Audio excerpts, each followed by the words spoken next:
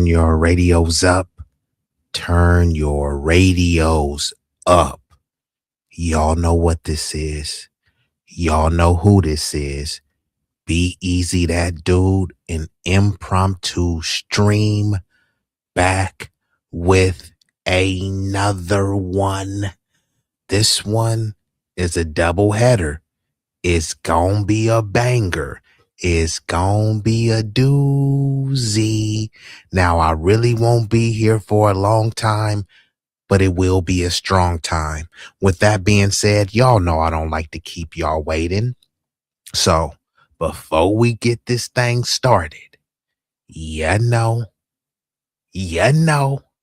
I gotta hit you. If you know the song, sing along. Yeah, you're right. 私も地元民と言ってもさすがにです。もう友達できたの？うん。ぶっとあんまこっち見ない。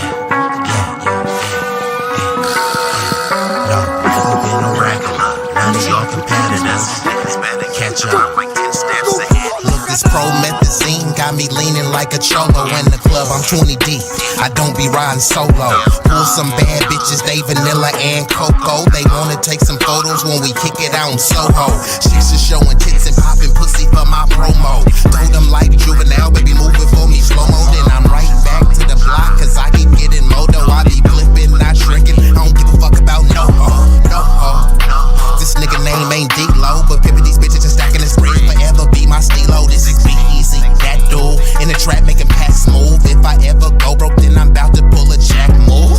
Since a nigga healthy, I don't even gotta worry. With my bitch from Fiji eating tandoori and chicken curry, that ism is really indie. My pimp game international. I design my own clothes, so I be always looking fashionable.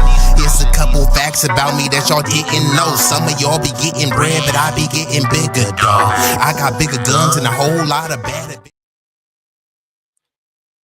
And we are activated. We gonna get right into this thing. And John Sinatra, if you got some time, come on up. Just let me know. I'll send you the link on the gram.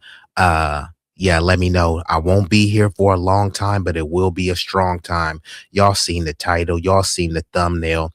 Look at this imagery right here. Look at this imagery. Just give me uno momento to try to make this a little bit bigger. So these dudes are supposed to be the big bad alpha males. If you see the shortest dude there, and this is not height shaming, you know, I'm not 6 feet tall, you know what I mean? So, you know, but I'm also not a midget. Oops, my bad. Midget is politically incorrect. Midget is supposed to be replaced with little person.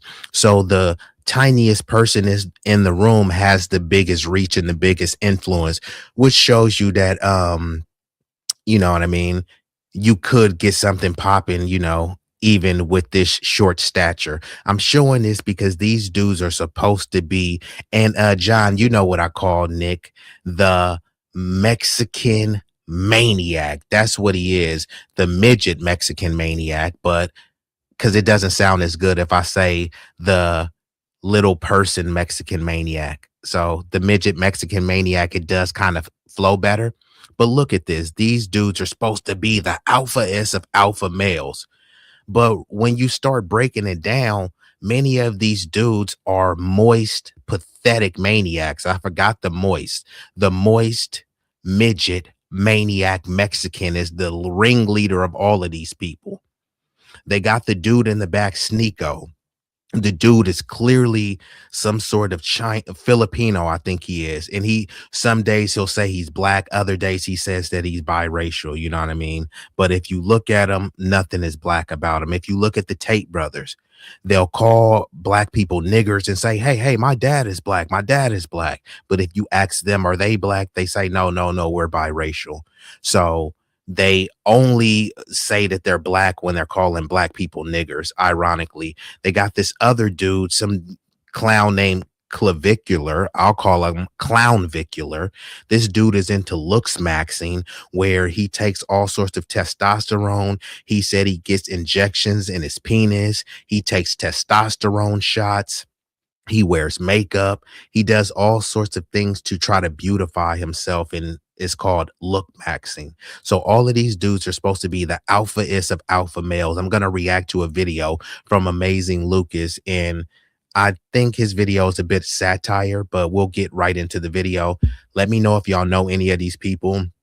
Are y'all subscribed to them? Do y'all pay for their Patreon? Do they give y'all good game? What? Let me know. All right, let's get into it. They all are, to be honest with you. And I don't really have much to say, to be honest with you. I just don't. Okay. Now, what I'm referring to is, Fuentes, the Tate brothers, this Clav guy, Myron's, or better known as Ahmoud Fadul, the Sudanese dude, a bunch of these homosexuals walk into a club, right? And they're playing the Hail Hitler song. Now, what are we doing, bruh? What are we doing? Do you understand how bad the economy has to be that you are literally outsourcing white supremacy? And what up with it, JB Quinn? And let me know if you want to come up, you or John. I'll drop the link so that y'all can come up with. And before I get it started, I've been joined by some illustrious guests, none other than Roger Meadows, Shara King, Johnson Different, JB Quinn, and oh no, I gotta hit her. Is that Lola? Is that you? This can't. Lola, I didn't even know you were subscribed to me, so I gotta hit you. Oh, damn. Dr. Fresh. Wait a minute. I know you. Wait a minute.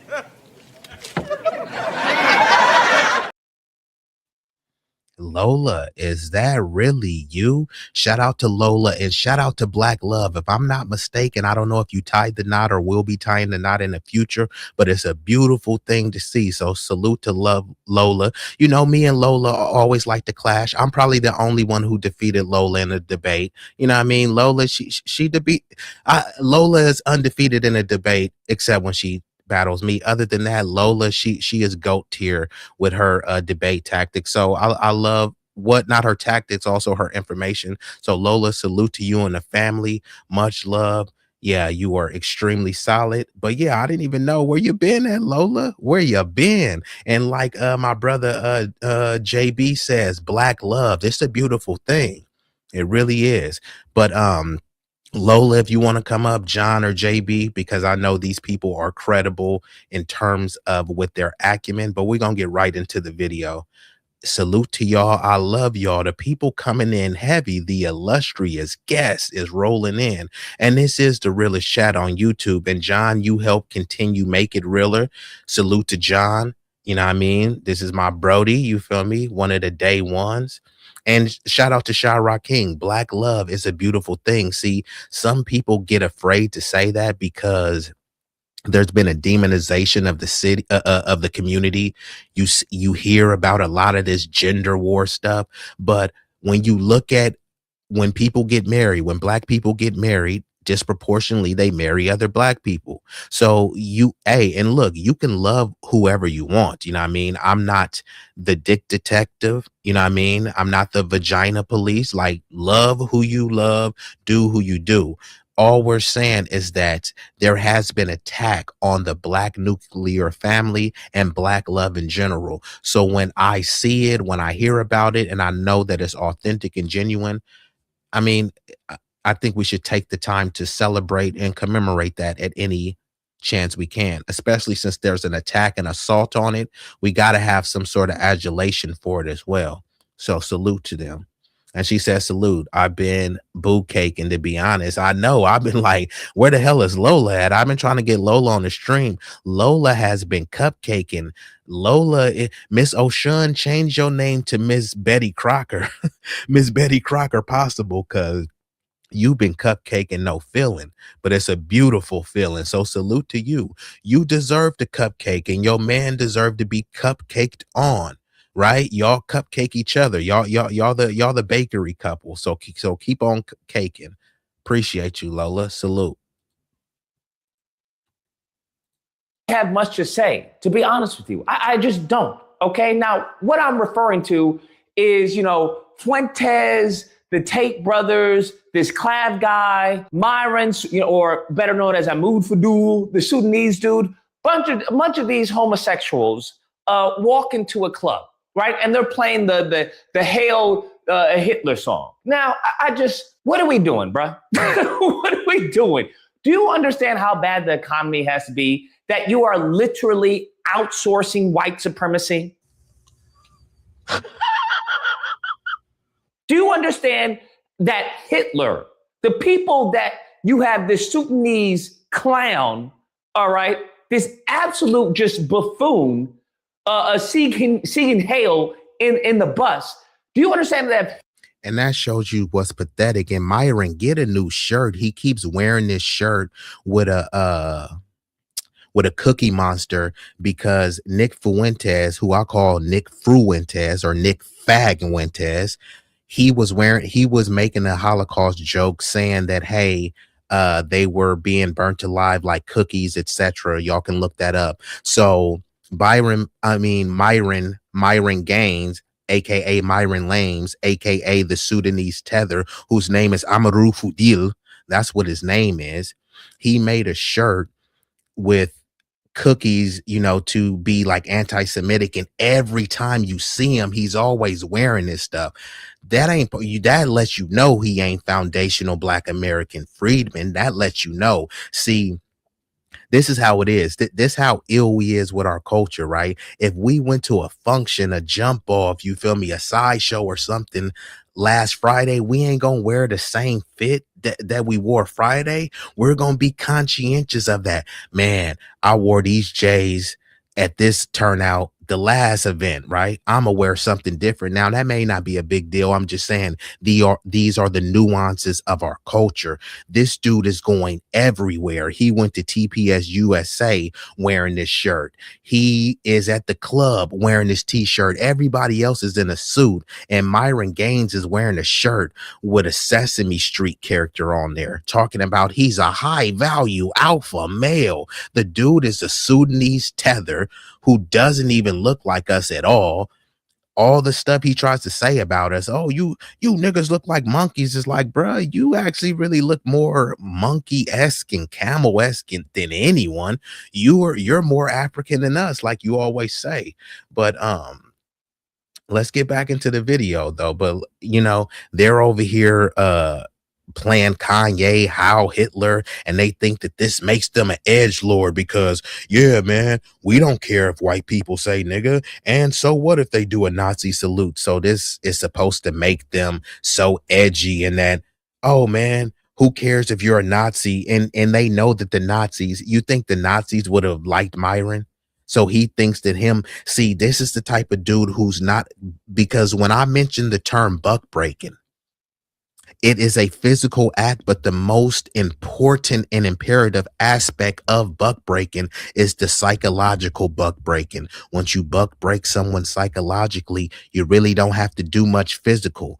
When you say jump, they say how high. That's the psychological aspect of buck breaking. But when it comes to Myron Lanes, Amarou Foudil, he voluntarily buck breaks himself. He's the type that don't just kiss butt. He firmly plants his hands on the cheeks, spreads them open, licks up and down and all around. He's not just a butt kisser. He's a crack licker. Every time you see this dude, the big alpha male, he's laid up with some white zaddies. Look, shout out to John, JB Quinn, Big Rig, Spit, my bro Travion. I got a lot of family people out there that I rock with and that I love. If you see me in a picture with them, you ain't gonna never, ever, ever see me laid up with them, cuddling them like some little hoe or some little teddy bear.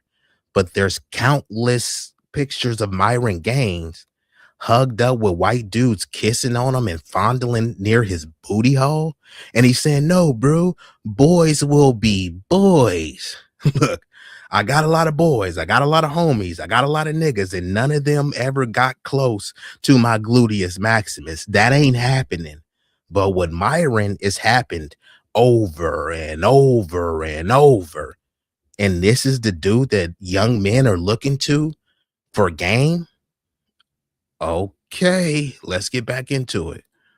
This Sudanese clown, all right, this absolute just buffoon, seeking hail in the bus. Do you understand that if Hitler were to see a bunch of brown and black people talking about Hail Hitler, that he would off himself? Damn. do you not understand that? I just like, what are we talking about? How are the white supremacists, right? And I guess maybe this gives this gives a little truth to the whole white replacement, because now the white supremacists and the white nationalists are all black and brown.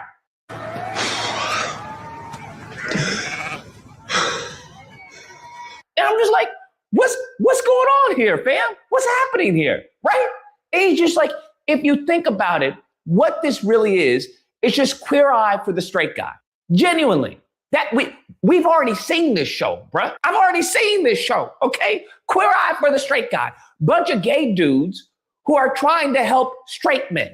And the crazy part is they're not even doing that.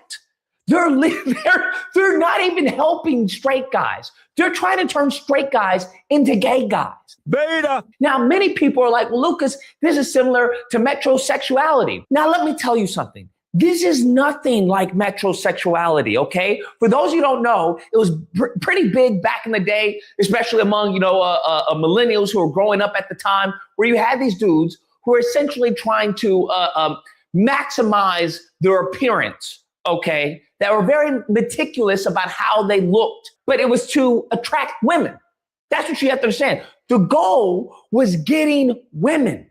It was not attracting men. It was not getting attention. It was as far as being the most hygienic, the most attractive that you could be to attract women. That's what it was about, okay? That you took a little too much time and energy into how you looked. This whole looks maxing, this is to attract other men. Beta. That's what y'all don't understand. This is a homosexual movement. That is what's going on under the veneer, under the guise of mogging and stupid stuff like that. Do you understand there's nothing new? We had miring back in the day, all right? When we had gym culture, you miring, bro. Now, what is it now turned into? Mogging. Now they have just completely rainbow-tized everything that had an appearance of masculinity. Beta. Let's break it down. You have what? Andrew Tate, homosexual. What is he telling dudes to do? He told you that if it was between an ugly woman, biological woman, and an attractive trans woman, that you should sleep with the trans woman, or he believes there's something wrong with you. Would you rather have sex with a transsexual, which is a legitimate 10, or a woman, which is a legitimate 1? And everyone's sitting there clicking woman, woman, woman, woman, because they think they're going to be gay if they do anything else. But they're not actually thinking about the question. I am so smart. I operate on so many levels higher than the average man. You people are not thinking about the question. Whereas Megan Fox, okay, he's got a dick, but maybe you can scoot it. Switch to TurboTax.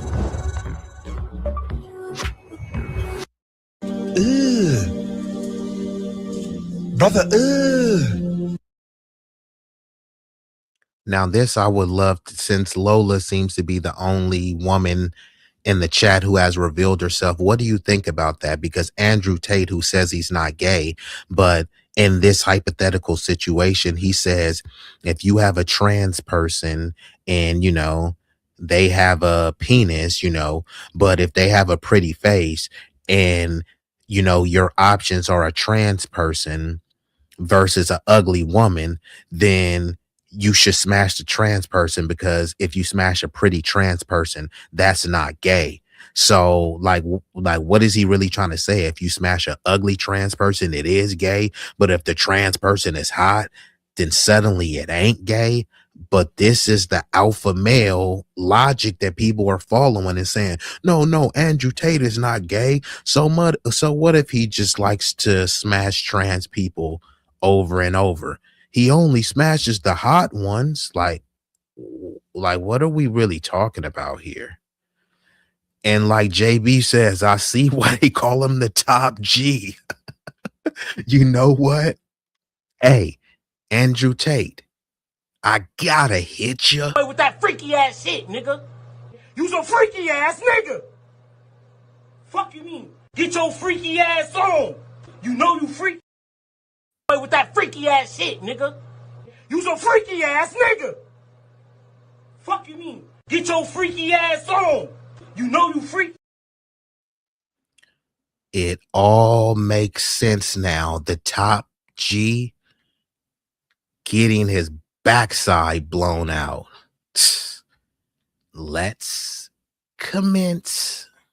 What's that? That is homosexuality, bruh. I don't know what to tell you. If you are a man and you shooking another biological man, no, fam, that means you are a homosexual. It's simple as that. I am not gay. I have relationships with women and sex with men. Then you have his brother. Well, his brother and them, how they made their money was exploiting women. They talking about, oh, the OnlyFans is horrible and this is horrible and the whole society and men this. Bro, y'all made your money off of essentially OnlyFans. What are we talking about? Break free of the matrix. They are the matrix. He's out of line, but he's right. Then we get into Fuentes. What? This 5'2" Mexican talking about white nationalism and everything, who's looking at trans adult content on his phone. Is this who y'all are listening to? Homosexual. That it just is what it is, a homosexual, clear as present day. And I got news for you. That means you're gay. Then we get into Sneeko. So yeah, this doesn't make any sense especially when it comes to the conservative movement, where they are just following Nick Fuentes like a puppy dog in heat. This dude is a moist midget Mexican maniac, and they talking about America first and heritage American. Like, there's nothing heritage about Nick Fuentes. But when people talk about him being a fruit pop, a lot of people don't even know, like, Nick Fuentes, no, he's not gay. He's going against the establishment. He has the Graper movement. But what is that movement? The movement is full of incels who hate black people, a bunch of out of shape weirdos who couldn't get a chick. They can't even get the fat, sloppy, out of shape women. So, you know, all they do is circle jerk to Nick Fuentes' voice. But let's bring up some receipts before I proceed with the video. All you got to do is just go on Twitter. You can find this on various other sites, I'm sure, but you know, I usually go on Twitter, now called X, but you know, it's still Twitter. Elon bought it and I don't really care about that. But all I typed in was Nick Fuentes gay. Let's see what it comes up with. Okay, so here we have a video right here. Hold on. Okay, here we go right here. Okay, so this is a video right here. This is one of the dudes. His name is Clavicular. I call him Clownvicular. So Nick Fuentes, there's his boy is saying, hey, Nick Fuentes, I got some girls, bro. You want me to bring them over? And he's like, nah, I'm good. Like, huh? You came to the club. It's a bunch of baddies over there, right? And he like, hey, bro, I'm gonna bring some baddies over to you. You don't even gotta work. You just gotta be over there and be the top G, like Andrew Tate.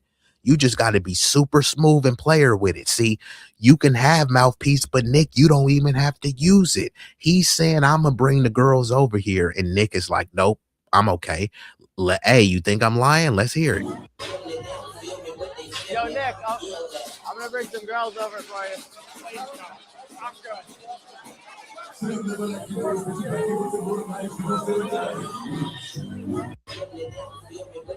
Nick, I'm gonna bring some girls over for you. I'm good.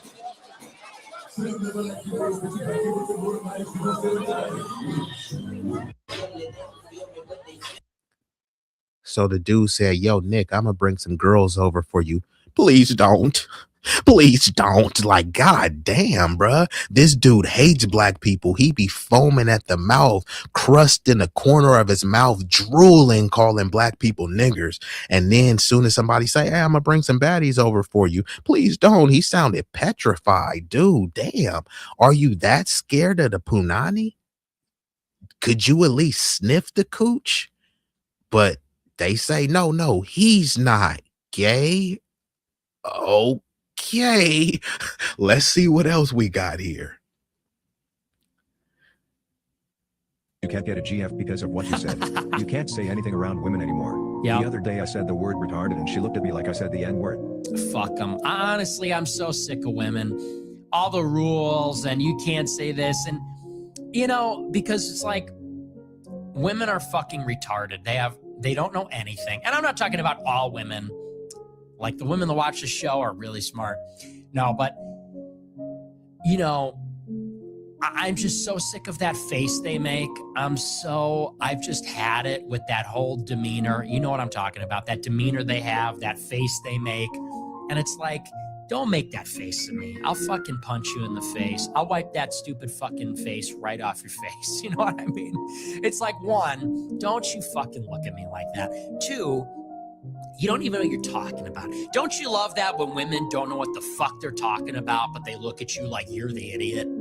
It's like, you're smaller than me, you're weaker than me, you're an idiot, you can't do what I can do, and you're looking at me like I'm the asshole. It's just intolerable. I can't tolerate it anymore. And that kind of like beta male supplication where they go, you can't get a girlfriend. It's like, so you tell me what I should do. Should I change who I am so that a woman will give me the time of day?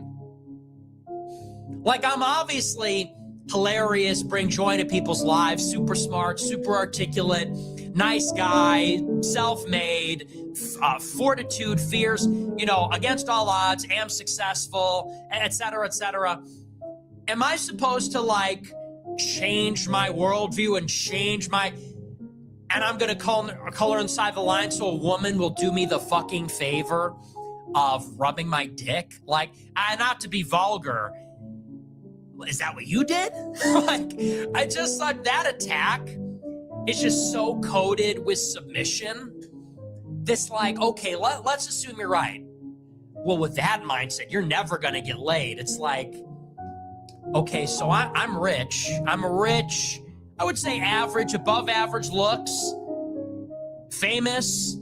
So I have notoriety, I have resources, not a bad looking guy. Now I'm also gonna change my opinions and change my behavior to suit a woman? Why? And in what way? I'm gonna adopt a woman's political position, some stupid bit. I know a lot about politics. And the premise is I'm supposed to do that. Why? So I can get my rocks off?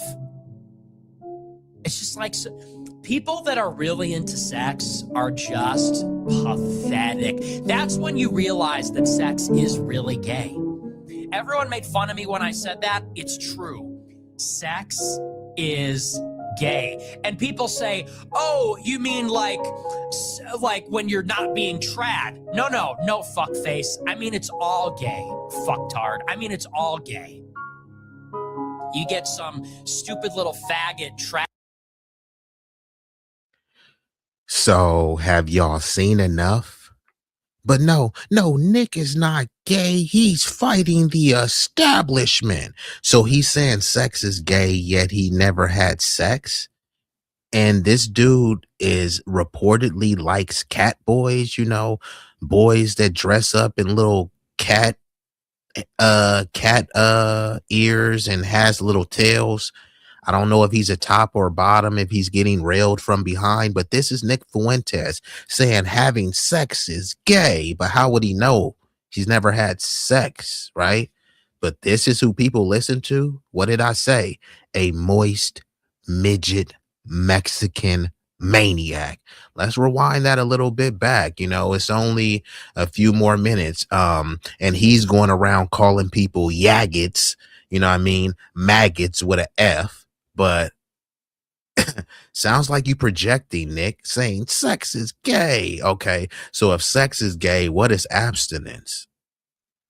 Oh, you mean like when you're not being trad? No, fuckface. I mean, it's all gay, fucktard. I mean, it's all gay. You get some stupid little faggot, trad, whatever, and they go, no, I know what you meant. What you meant was it's gay unless you're married and doing it super trad. No, it's all gay. It's all gay. What you meant was, no. I said what I said. I said what I meant. It's all gay. Because the ultimate man does not even have time for women at all. No time for women at all. And no time for rubbing their penis for sexual stimulation. Okay? It's pathetic. If you are driven by that, if you are obsessed with that, if you like it too much, you are a faggot. I don't care who you're doing it with, if you're by yourself or with anybody. And obviously there's degrees. Like jerking off is super gay. Gay sex is the gayest sex there is, probably. And then sex with your wife is maybe the least gay. But it's all gay. Because the straightest, most masculine male is on a mountain somewhere. The most masculine, straightest male that has ever lived is on a mountain somewhere, and he's just not having sex at all. He's not even thinking about it. It's not even in his consciousness. The idea of like humping a woman or his hand or something like that, it's just not even in the cards. It's not in consideration because he is in the realm. So I didn't want to torture y'all too much longer. Let me pull that down and get back into the video. He kept going on and on and on about how sex is gay. But the reason why I let that play is because this dude gets tens of thousands of people in the chat. I mean, I would love to get 1,000 people, but I won't compromise myself. I won't bend over and spread cheeks just so I can get thousands of subscribers and get, some sort of Zionist or oligarchic plutocratic handler. But Nick Fuentes, who's always talking about how Catholic he is, and this is a white Christian nation. Like, does he sound like he's carrying out white Christian values of telling you that sex is gay? Even sex with your wife. Now that's the least gay, but it is gay. He's never been married and he's never had sex, but he's calling sex gay. But he has had some boys come out and allegedly say that, they were fondling him. I don't know if they were fondling his booty or vice versa, but there have been allegations that, Nick is a fun boy. But, let's get back into the video. I just want you to play some context so we know who we're dealing with when we talk about these alleged alpha closet homosexuals. And if you're homosexual, there's nothing wrong if that's how you identify. This is not to be homophobic and say that people don't need to be like that, right? There's some people out there that are, I'm pretty sure extra masculine, extra strong, sophisticated homosexuals, but these guys are in the closet and pretending that they're not homosexual. And all people are saying is like, it's just so obvious, bro. Just come out the closet, because now you're misrepresenting what it means to be straight.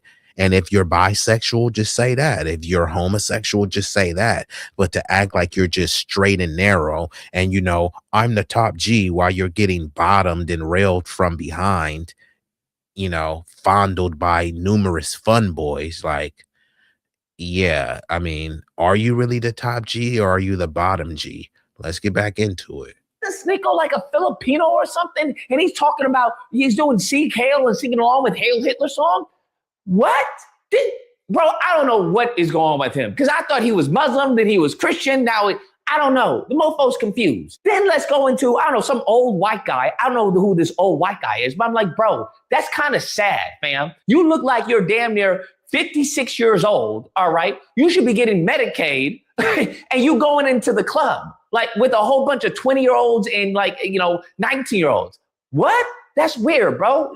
Check yourself, right? Figure out what's going on in your life because you seem to be having like a midlife crisis. And then he goes on, right, while the clad dude has a girl on his lap talking about, you're not an 8, you're like a 7, you're sitting on a 10. I thought I was like at least an 8. You're not an 8. You're not an 8. Yeah. You're a turkey fetish. Has some validation. You're sleeping in a tin of flour. That's true. Beta. Fam, what? Who says to a woman that you're sitting on a 10, that your boy's a 10, but who he has sitting on them is a 7 or Yeah, you guys just gotta admit it. You're a maggot with a capital F. And this is not homophobic or to denigrate. I'm just calling it what it is. I got some of my boys, my homies in the chat that I know personally. I consider them my brothers, you know what I mean? Some of them I've done business with, some of them I've done dirt with. In all of these encounters, you know what I mean? There has never been an instance where I refer to them as a 10. Even when we try to, hey, look, you know how there's those memes where they be like, hey man, you got somebody for my homie, you know me. You pull a baddie and you like, hey, what's up? Where your friends at? You don't got nothing for my homie, right? I'd never been like, hey, look, my homie John is over there. My homie JB Quinn is over there, right?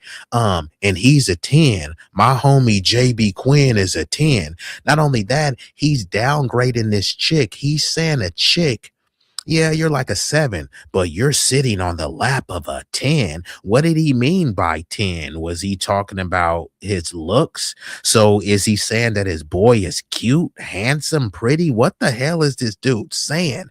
But the only explanation is he's a flaming, you know what I mean? A flaming maggot with an F. But yeah, let me rewind this back and y'all see. Oh, and look, we got Big Rig in the chat. I would never be like, hey, Big Rig, I'm gonna introduce you into my homegirl. Hey, look, this is my boy Big Rig. He's about an 8. He ain't a 10. He about an 8.5. Or no, Big Rig, man, he's above a 10. He stand on business. He's an 11. Like, no, bruh. I'm not rating my friend. I ain't gonna be like, if she be like, hey, do you got a homeboy for me? I ain't gonna be like, yeah, man, I got a cute homeboy for you. Cause sometimes chicks will do that. Is he cute? Look, man, I'll have him send a picture and then you can determine if he's cute. I ain't gonna be like, man, I got a fine homeboy for you. Like, huh? This dude is over here talking about how sexy his boy is while denigrating and trying to dismiss the beauty of a chick that's sitting on his lap. This is kind of cock blocking, dude. Like Lucas said, bro, you in your 50s, bro. You should be getting Medicaid. Matter of fact, you should be leading by example. Why you don't got a bunch of baddies around your age showing the young whippersnapper how to do it? Instead, he's over here meat riding this young dude. This is wild, bruh. Definitely, y'all ain't beating these allegations. You know what I mean? Fruit Pops. Let's get back into it. Let's. And 19-year-olds. What? That's weird, bro. Check yourself, right? Figure out what's going on in your life because you seem to be having like a midlife crisis. And then he goes on, right, while the clad dude has a girl on his lap talking about, you're not an 8, you're like a 7, you're sitting on a 10. I thought I was like at least an 8. You're not an 8. You're not an 8. Yeah. You're a turkey fetish. Has some validation. You're sleeping in a tin of flour. That's true.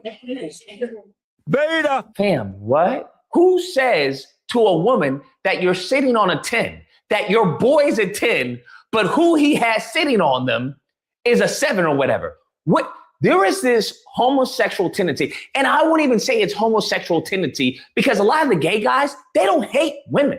That's the funny part. That's really the freaking just makes you dizzy when you think about it.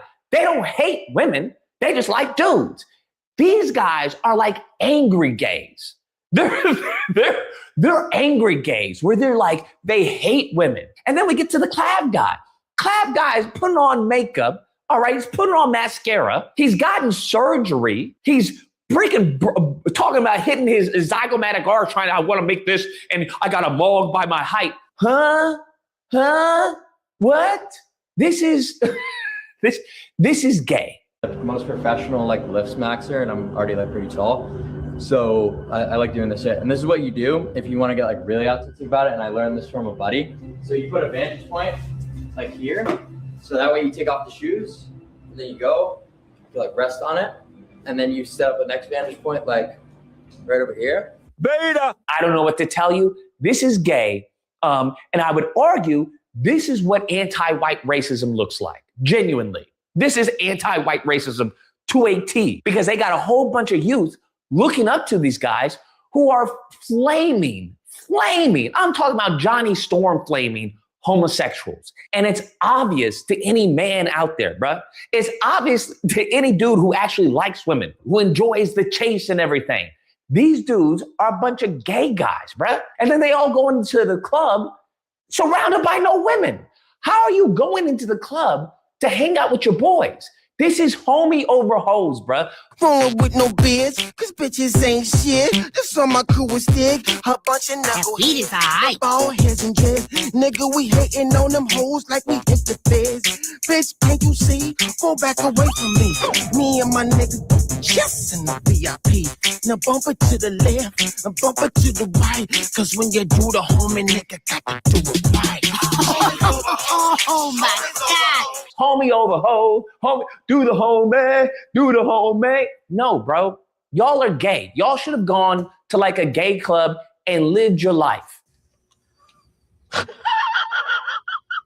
This is what's really messing up the dating scene, is a bunch of closeted gay dudes getting with these women and messing their whole life up. You know, you have these women who have like a 30-year marriage. They got a whole family and everything. And turns out this fool has been living a lie. He's been living a dual life where he's a great husband, but then he's bussy popping at night, bruh. Like, this is what we're dealing with, bruh. Beta. And I find it hilarious that the same group of people, because these dudes always talk about hoes and 304s and all these women is horrible and gold diggers, but then they go to a club. They go to an environment. It's not like they go into a church gathering. They go into a club in Miami, surrounded by the same thing that they don't like, allegedly. White people, if this is what you want, go ahead. But you're just going to expedite your extinction. Anyways, guys, that's the video. Let me know what you guys think. I really don't care what y'all think, okay? I just say that that's just the format that we end this video with, all videos with. I don't care in this case. I really don't care. As the old saying goes, if it's working out for you, by all means, keep doing it, all right? And keep doing it, by all means. I don't care, bro. These people are queer eye for the straight guy. Anyways, if you happen to disagree, you know where to find me. Thursday through Saturday, Disagreement Day. Call in and we duke it out. Otherwise, I hope you guys enjoyed the video. If you did, please feel free to like, share, comment. Let me know what you guys think and subscribe and all that fun stuff. Till next time, guys, be amazing. Shit, this on my crew is thick, a bunch of So that was the video right there. That was the amazing Lucas reacting to a bunch of moist, effeminate maniacs, led by the moist midget Mexican maniac, aka Nick Fuentes. So yeah, I mean, what did y'all think? According to him, having sex with women is gay. If you get married and then you have sex with your wife, that's gay. And gay sex is the gayest of the gay sex, even though he says he's not gay. So how would he really know? He hasn't had sex at all. But these are the people that are leading young men, and forget about black people. They hate black people. Is this the best that the high IQs have to offer for leading the future generation of young white men? We need more white babies is what they say, but not according to Nick Fuentes. Nick Fagwentes said you don't need white babies because having sex is gay. Like, okay, how are you guys going to reproduce and replenish your population listening to dweebs like this? But we've been joined by none other than my boy from New Orleans, the 504 boy, Wode Braxton, and of course, the illustrious, sincere Saida in building. Now we gonna get right into this next story, and I'm gonna have to be careful with my words because, of course, even though I'm not monetized right now, so but hopefully in the future, maybe I will. So I have to tread lightly with some of the things that I say because other people, other creators, they can get away with bloody, you know murder and mayhem, right? They can get away with that, but some other channels, they're kind of shadow banned. Somebody told me that my channel was shadow banned. I asked them how they could tell, but they didn't really let me know. So this next topic is heavy.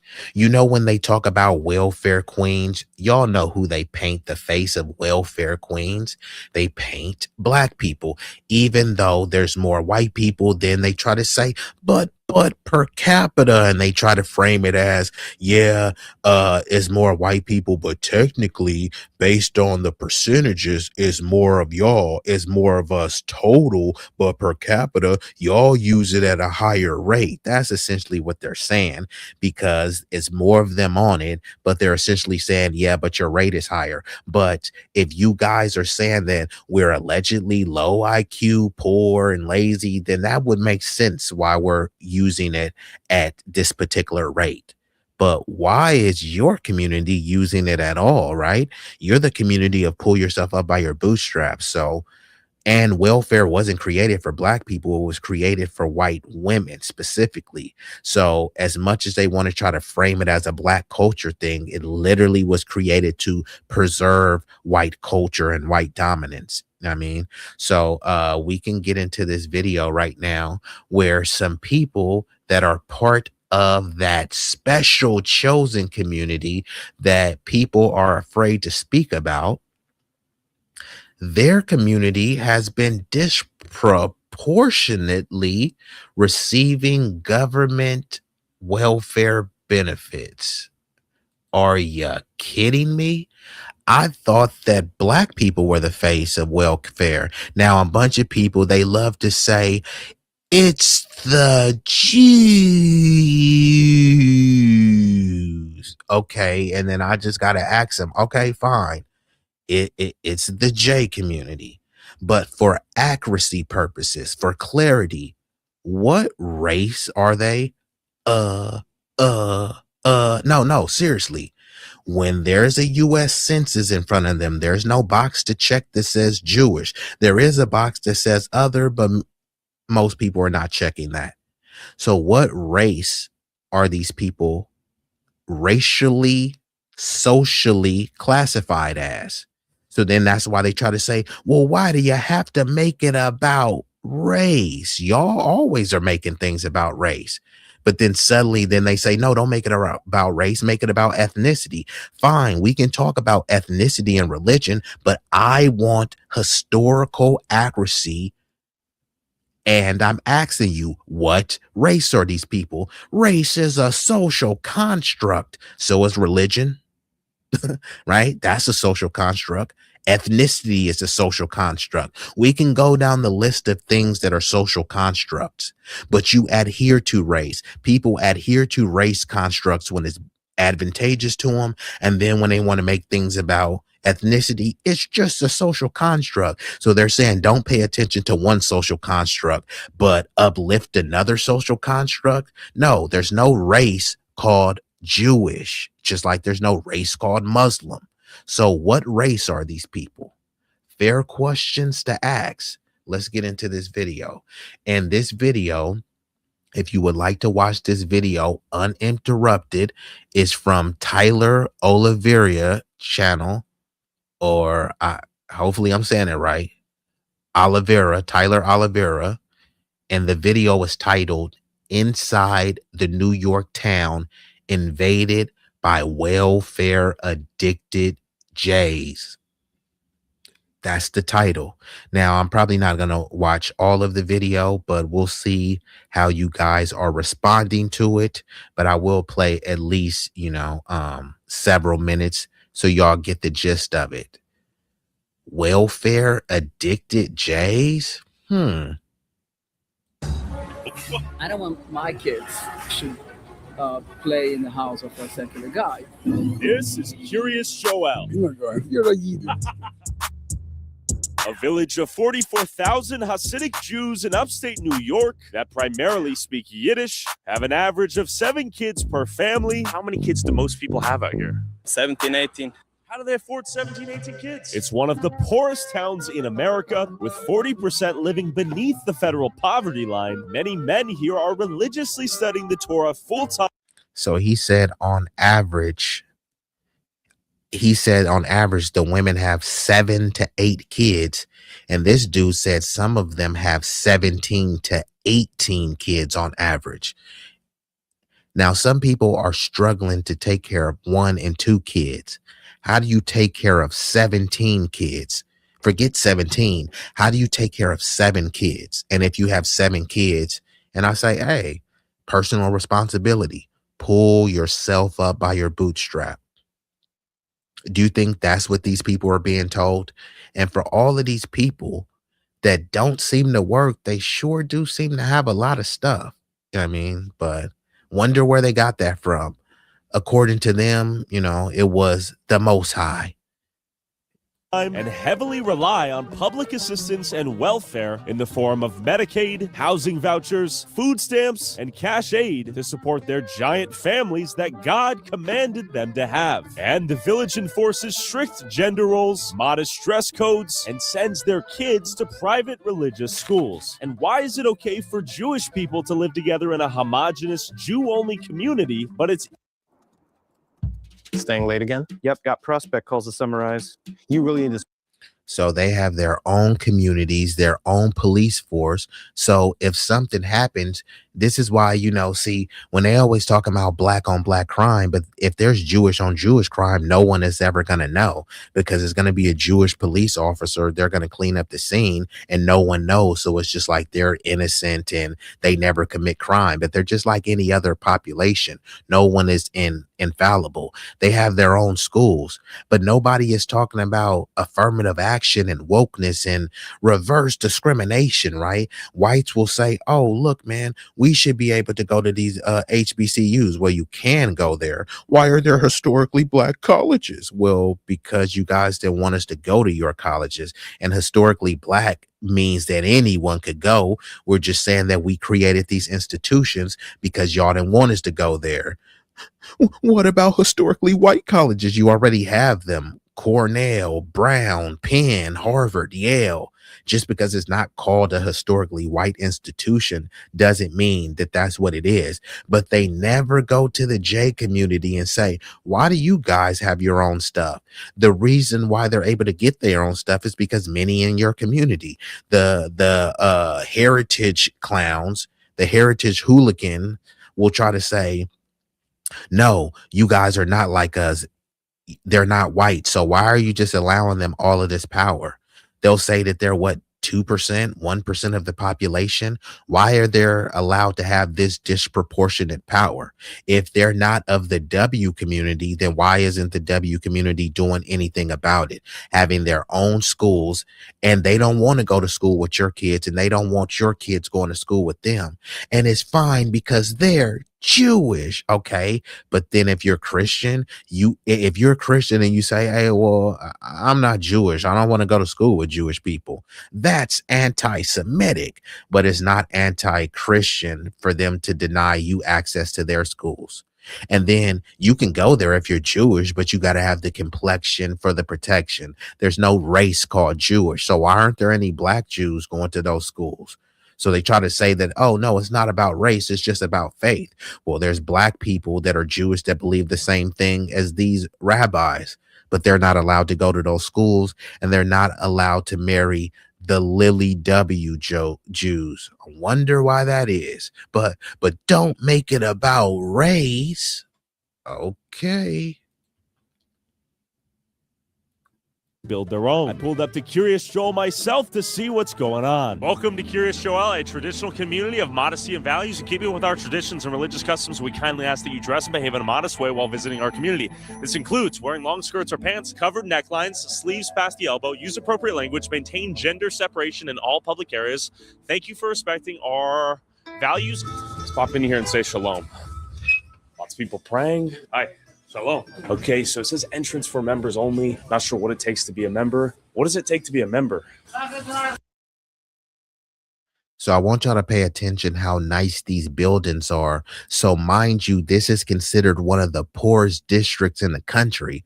But when you walk around, you don't see a lot of poverty. So there's a bunch of poverty, a bunch of welfare, but really clean, pristine buildings. Now, I'm not saying any scam or fraud is going on, but what is going on exactly? Do I have to be Jewish to enter? Okay, I'm not sure. I'm not sure the schedule exactly, but 9 o'clock sharp, they're not at work. What is this?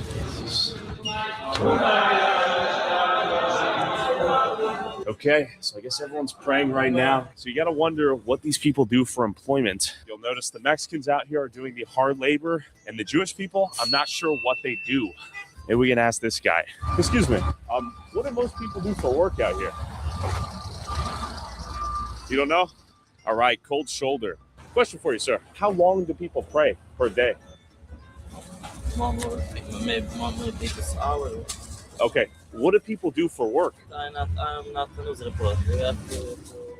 Okay, what do you do for work? Okay, you don't want to talk? How many hours a day do they pray? 3 hours a day. Do people have 9 to 5s? Yes. Like what industries are they involved in here? Construction, all other type of industries. And what do you do? I'm a student, and also I'm doing home care. What are you studying? I'm studying Torah. Torah? Yes. How old are you? Our holy Torah. And who pays for education? I try to work on overtime. Overtime? Yes. Where do you work overtime? I work home care. Home care? Night, yes. Is it like, do you have kids? I have kids, yes. How many kids? 3. How do you afford to raise 3 kids while being a student? Because I work very hard. I want to study the Torah. I'm very proud. How do you afford to study the Torah, though? God help me. Does the American taxpayer help you too? Also, yes. Yep. How many people out here are on like welfare in the form of like housing assistance or Section 8 or EBT, SNAP, Medicare? Yes. And that allows you to study the Torah? Yes. And raise your kids? Yes. Thank you. How many kids do most people have out here? So hold on, let me rewind that back slightly. Also, yes. Yep. How many people out here are on like welfare in the form of like housing assistance or Section 8 or EBT, SNAP, Medicare? Yes. And that allows you to study the Torah? Yes. And raise your kids? Yes, thank you. How many kids? Okay, so y'all can see this. Look at all of these buses, bro. That's a well-oiled machine. All of those are buses that's only going to pick up Jewish kids that go to schools where Jews only go to school with Jews. But it's not just Jews, right? Because that's what they want to try to make them as their own race. And no, not when you're talking to me. There's no race called Jewish. It's just not. You can say that's their religious and ethnic identity. How we track people here is by the U.S. Census. There's no box on the U.S. Census that says Jewish. There is a box, however, that says white and Caucasian. And these are the boxes that this demographic checks. So why wouldn't I identify them as the demographic that they legally and socially are classified as? Now, look at all of those buses. All of those buses filled with W Jewish people. Even though it's not a race, they don't have any other race of J people there. They have their own schools, their own security, and people think, well, it's fine. Shouldn't they be able to? Well, yeah, they should be able to, but we can't say that they should be able to, but the Black community shouldn't be able to. The Black community should be able to police its own. We should have our own hospitals and stuff. And then when people say, well, we'll build your own, what's stopping you? Well, give us the same funding that the J people and other new arrivals are getting, and we'll have no problem building our own. You see how easy that works? Do most people have out here? 17, 18. How do they afford 17, 18 kids? They are proud to do what the Torah says, that you need to be multiple and fruitful. Wow. And do you think there's welfare abuse in the community out here?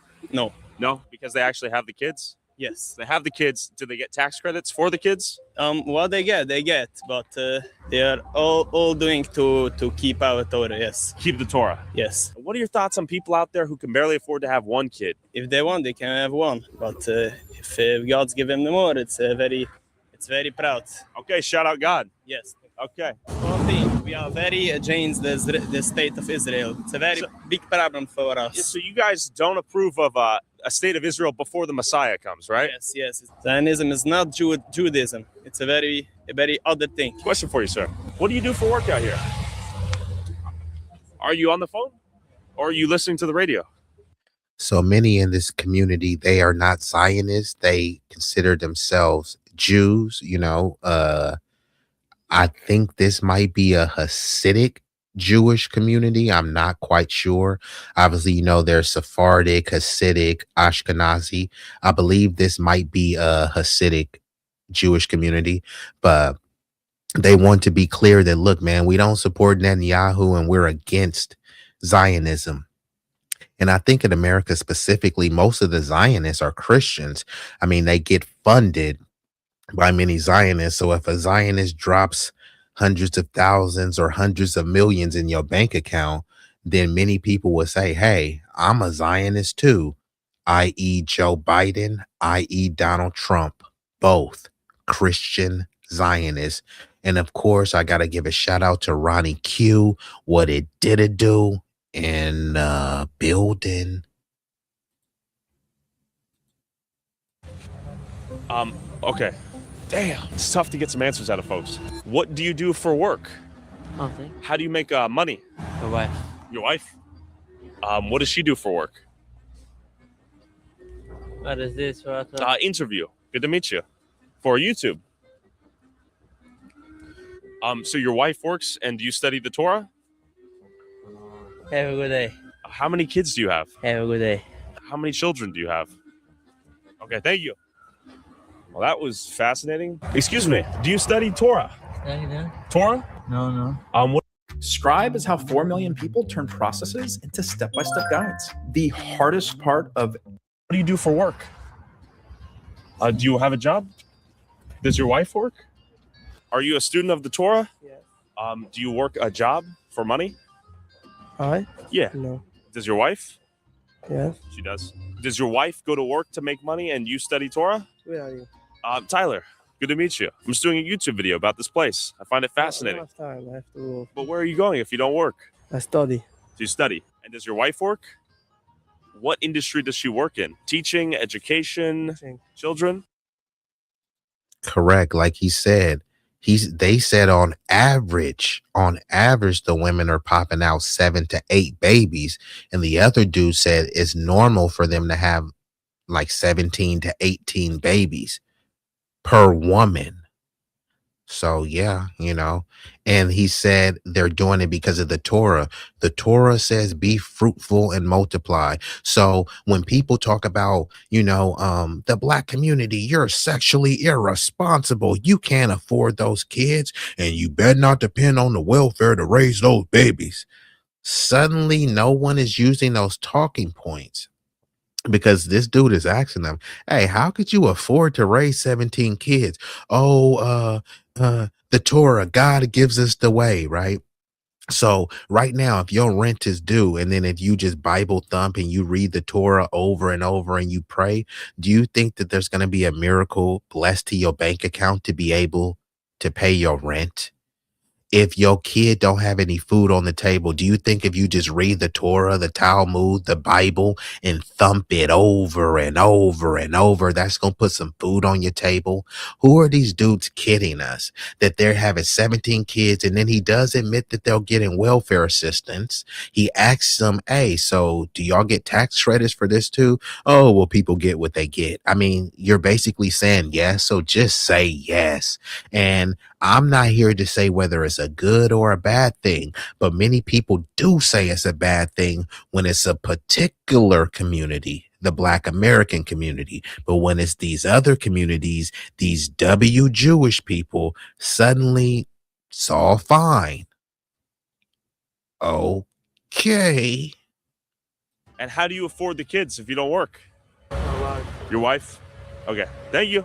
Sounds like a great setup. Damn, I might have to get in on that. Excuse me, what do women work at here? What jobs do women work in here? Is it mostly childcare? Okay, cold shoulder. Do you work a job as well as raise the kids? Do the women raise the kids in? Okay, tough to talk to the women out here. How do people afford to have families? So like as you raise baby, do you also go to work at some point? What do you do for work? Do you study the Torah for a living? Do you study the Torah? Do you work a job? No? Does your wife work a job? Are you a student? Do you work? Are you a student? Man, I can't do this anymore. Question for you. Do you study Torah? Do you study the Torah? Excuse me, sir. Do you study the Torah? Hey. Oh, you speak on his behalf? How do you know that? Get on out of here. He said he doesn't want to give an interview. How would he know? Do they communicate telepathically via hive mind? Hi. Tyler, yes. How are you, my friend? How are you doing? Yes. Wow. How are you? It's You want to say hi? Independent journalist. Yes. Lucy, you want to say hi? No. Okay, how are you doing? Hey, shit, this office. Do you want to tell me a little bit about this place? Sure, we go up here. Okay. It's a very nice place. Yeah, and it's mostly Hasidic Jews? Yes, Okay. it's only Hasidic Jews. And it's here. one of the most biggest growing towns, Big right? By growing town. percentage? It's the biggest in the Big United- families, too. Big families, right? How do people afford to have such big families out here? It's. I'm not saying anything. What do you mean? How do they have such big families? We believe in God, that Believe in God God? created that. Okay. Hey, thanks for saying hi, my friend. So all of y'all be fruitful and multiply, have 18 kids. And when it comes to how you're going to put them through college, when it comes to the diapers, the formula, how you're going to feed them, just believe in God and he will show you the way. I mean, it works for them. I'm sure it will work for you, right? If your water heater goes out, your car broke down, just read the Torah. Seems to be working fine for them, right? But don't beg the government. No handouts. What do you mean? How do they have such big families? We believe in God, that Believe in God? created that. Okay. Hey, thanks for saying hi, my friend. I don't know who you are. My name's Tyler Oliveira. I don't talk to suspicious persons. How am I suspicious? I don't know who you are. Damn, ouch, that hurt my feelings. Do you study Torah? Or do you work a job or own business? Everybody here works a job. Well, that's not true. What's up? They have Torah and they work. That's not true. That's a lie. That's not true. Suspicious person. That's not true. I've talked to people. They said some of them just study the Torah. They told me themselves. Well, some. So who's the liar? I understand that. That's what I'm trying to figure out. I don't know who you are. I'm just asking questions. How many children do you have? You work for Hamas? What? I'm a journalist. I'm just exploring. YouTube vlogger. I don't work for Hamas. He said, do you work for Hamas? What? Okay, so this. So the thing about that, he asked the dude if he worked for Hamas, but if that dude had said, hey, do you take orders from Bibi Netanyahu? You're an anti-Semite. So he's able to ask and accuse and presume someone for working for Hamas just because they're doing independent journalism. You can think that this dude is a troll. You can think that he's up to no good, but it was a fair question. And he's accusing him of being linked to a terrorist organization. Fine. We know that if you're born in Israel, you have to serve in the IDF. So it wouldn't be a leap of logic to ask this dude like, hey, I mean, are you a Zionist? Do you work for Bibi Netanyahu? So people were kind of sick of the double standards where, certain groups can make an accusation about you, but if you accuse them of anything, suddenly you hate Jews. What I'm trying to figure out. I don't know who you are. I'm just asking questions. How many children do you have? You work for Hamas? What? I'm a journalist. I'm just exploring. YouTube vlogger. I don't work for Hamas. He said, do you work for Hamas? What? Okay, so this is the most beautiful $10 million synagogue right here. It is quite nice. Let's see if anyone wants to talk. Hello. Are most people here rabbis? Rabbis? Rabbis? Are you guys rabbis? So for a place with high welfare, do y'all see this synagogue? This synagogue looks pretty pristine. Every video, I haven't seen a bucket or a broken down car. Every synagogue. And he keeps asking people, what are people doing? And they're saying they're praying all day. And then he's saying, yeah, but how do you make money? God makes a way. And then he's saying their work. Okay, what do you do for work? I'm praying. Okay, but yeah, what do you do for work? I pray. So how do you pay your bills? God makes a way. Like, come on, man. Like a lot of these vague answers. So like if you look at this place, bro, that looks amazing. And in some of these other videos that there has been a lot of high rises. So you see there's a lot more construction going on. Look at these cars, you know what I mean? Not a lot of Lamborghinis or anything, but could you find a broken down car or a beat up car anywhere? But these people, this is considered one of the poorest areas in the country. Okay. Right here. It is quite nice. Let's see if anyone wants to talk. Hello. Are most people here rabbis? Rabbis? Rabbis? Are you guys rabbis? No. Okay. Do most of them work as... Yes, hello. I'm asking men what they do for a living out here. Are most people here... What number? Oh, just my name, Tyler. I'm just asking Hasidic Jews out here because I know No. Not for What do you mean? People are not gonna answer you. What do most men do here for work? Is it they study the Torah? No, most people are working in Amazon like this. CNN? No, I just have... Are you having trouble trying to keep up with your professor? You've got to try Otter. Here's how it works. YouTube channel. The mere presence of a goyim was sufficient to raise suspicion. Question for you. What do most men do for work here? Are they rabbis? This is working? What do they do? Because I'm trying to talk to people, just figure out what the main industry is. A lot of. Can you give me some ideas? Oh, go outside. Okay, thank you. I'm trying to talk to folks like you, how you make your money and afford to raise your families. Rolls. What? 54 rolls. But then I finally met this guy who gave me some wisdom. Help me out. Everything people do. What do you do for a living? Billboards. How long does the prayer last? And when do people go to work? People go from 9 o'clock in the morning, from 6 o'clock in the morning until the night. So how do they pay their bills? How they pay the bills? By working. Well, when do they work if they're praying all day? They're not praying all day. So you have a lot of people coming in the morning and going into work, then coming back to pray. You have a lot of people coming in the morning. Bro, that thing looked immaculate, and it looks like we've been joined by a new visitor here, an illustrious guest, Lena, pretty brown eyes. What it do? Salute to you. And she says, hey to Ronnie Q. And of course, I've been joined by my Brody, Travion, the Israelite, the Big C in building.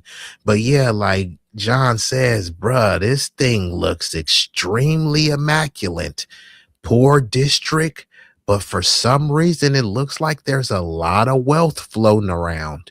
Why do they need welfare? Why can't they just pull themselves up by their bootstrap? This is wild, bruh. Why aren't they the face of welfare kings and queens? You know, if a black person has 3 kids, they say you were sexually irresponsible. Why you have all them kids? They have 17 kids and they're on welfare. And it's like, well, it did say be fruitful and multiply. You've got to be kidding me. To pray. They have people just waking up late. I see. From Okay. having a big community. So you own a billboard company? Yes. How do people afford to have like 10 kids out here? The community is based on this. So Okay, so is it wealthy members of the community give charity? yes, mostly. That's the way. Are most people on Medicaid, SNAP, EBT? Let's be honest. I don't know. I can't speak for other people. What about you?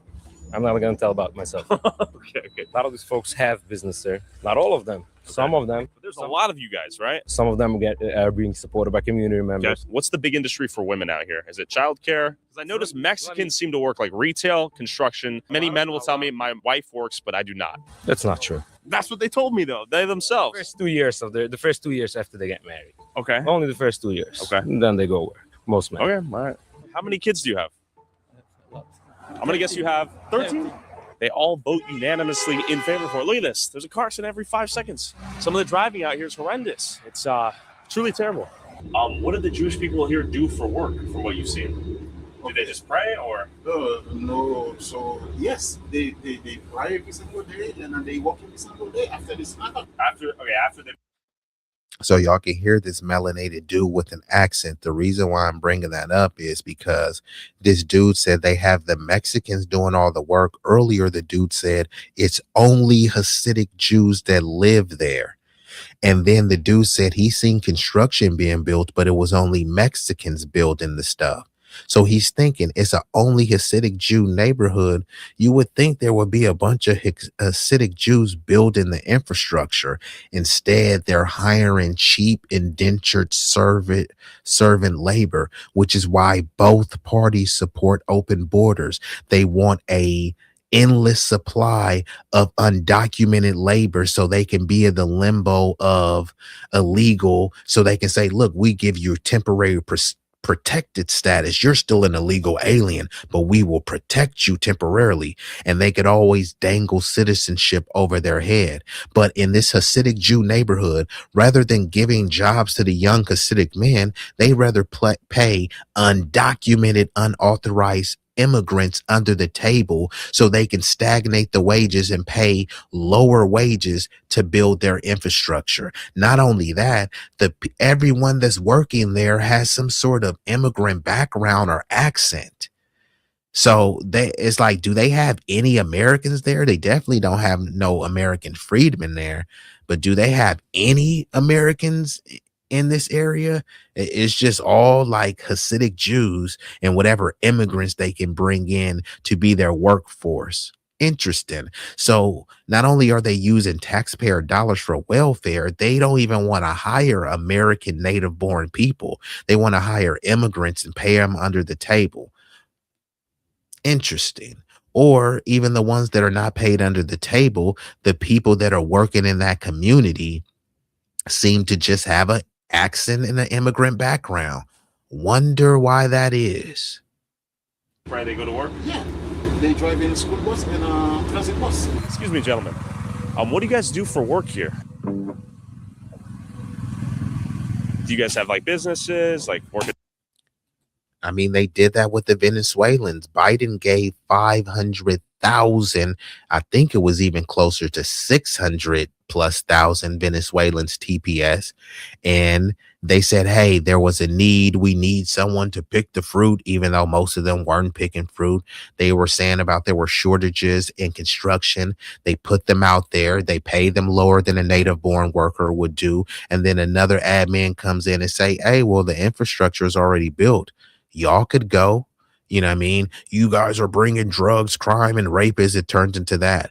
They were acting like, hey, the Haitians, their president was assassinated. Biden acted like he cared, gave hundreds of thousands of them TPS. Trump came in and said, they're eating your pets, the cats and dogs. Get them up out of here. So it's unfortunate.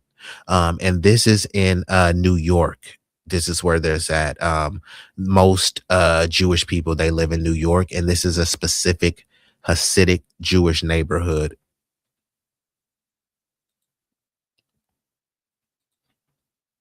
Job? Do you guys study Torah? I have a job. What do you do? I'm in sales. Are you lying to me? Just the way you looked at him, I'm just like, what? Is it just ink? What do you do? I'm doing sales. What do you sell? Food. Why do you keep looking at him? Okay. What food do you sell? Chocolates. What? I feel like I'm getting bamboozled right here. I don't understand the look back there. Do most women raise their households and then they work afterwards? Some have. So dude said he's making all of this money. Look at their health center. That health center is only for Jewish people. I mean, that's a pretty nice looking health center. But other groups, oh, if you want one, build your own. It's like, but they didn't build their own. This was made off of taxpayer dollars. And I'm not saying they shouldn't have this. All we're saying is what's good for the goose is good for the gander. You can't say that other groups are begging the government and figure it out by yourself, and then other groups don't figure it out by themselves. They get goodies, giveaways, and guarantees by the same government that they tell you to stop begging. No, We want everything that every other group is getting. Some. Okay. Like what percentage? Half? Maybe half. Maybe half? Usually when they study, they do just that. Okay. So like the ones who work study in the morning and late afternoon. I mean, in the evening. To be fair, I have seen people who work bus driver jobs, some people doing something in the shop, sort of managing the shop. The construction and hard labor seems to be exclusive. Well, in that city, specifically in Ohio, I believe it was, with the Haitians, yes, there were a bunch of meth out fentanyl heads out there. So they brought the Haitians, who were extremely desperate, who were actually fleeing persecution and political strife with their president being assassinated. And they came there and they were willing to be the workforce. And unfortunately, they were working under the table for indentured servant type wages. But many of the business, the people who own the business industries there, they were ecstatic that the Haitians were there because they can get cheap labor, at indentured servant wages. So they were ecstatic. It was just some of those meth out fent heads that were mad. And I get it. There possibly was some people. There was an instance of some deranged person that was eating like a geese or something like that. And it turned out that person actually wasn't a Haitian and there weren't an immigrant.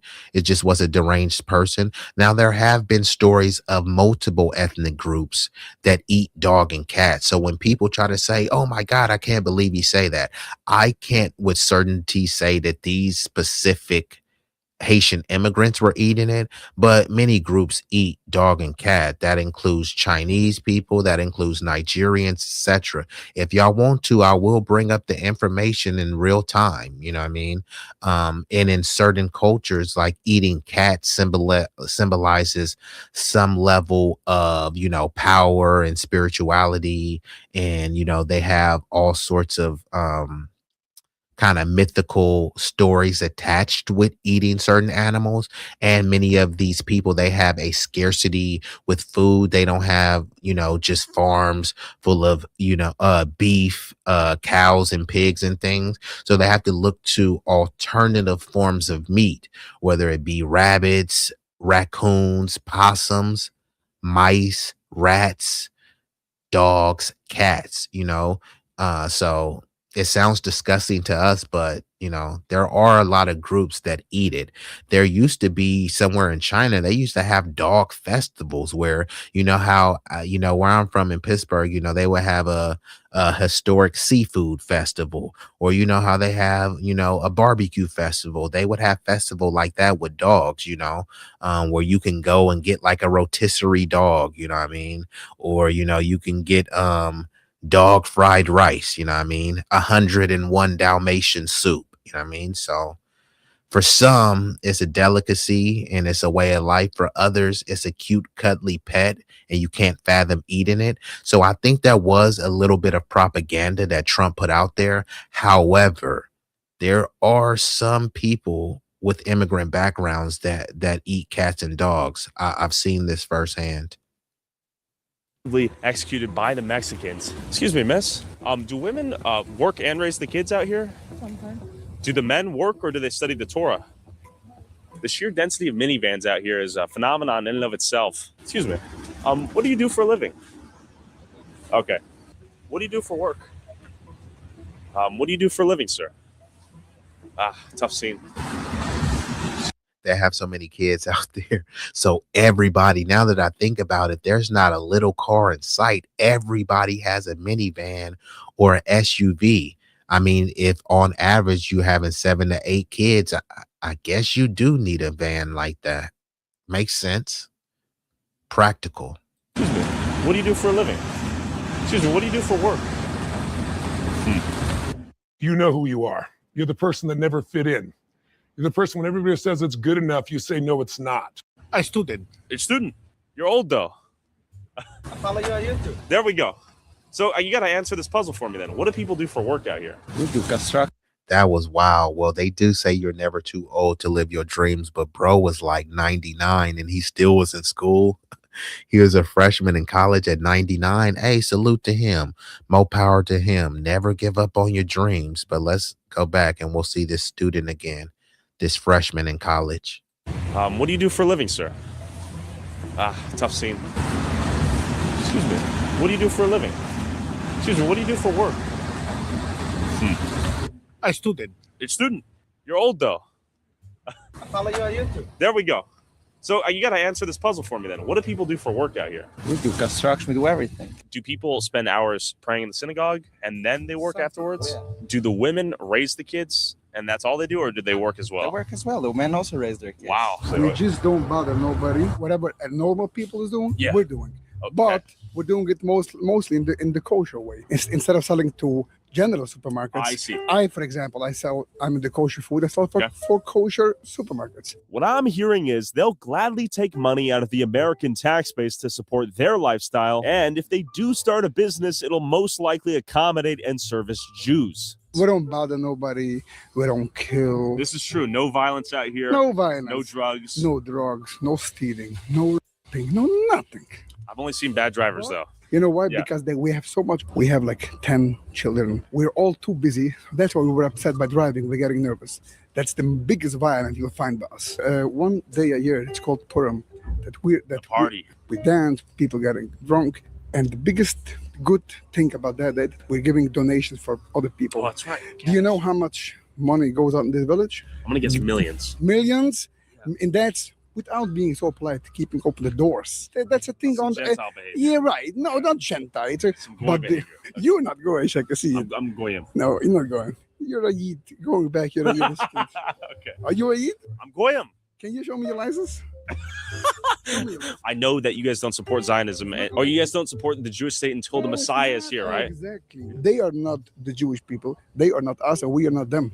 They are not Jewish at all. The state of Israel is a secular state, same as Japanese, but they call themselves Jewish people. They don't obey no laws. They're taking out kids from the yeshiva, sending them to draft to army to fight Hamas, which they create the problem. If they would listen to the Torah, the whole war wouldn't be. How do people afford to have so many kids here? They don't afford. We help each other. We open 2 groceries called Maitiv. We're giving them 50% discount. Just giving you one example. Yeah, I could get a discount too. Yes, because the store is officially made for everybody. The one thing I am curious about though is the welfare use. Both the federal or whatever the state, they're both spending equals money for other people.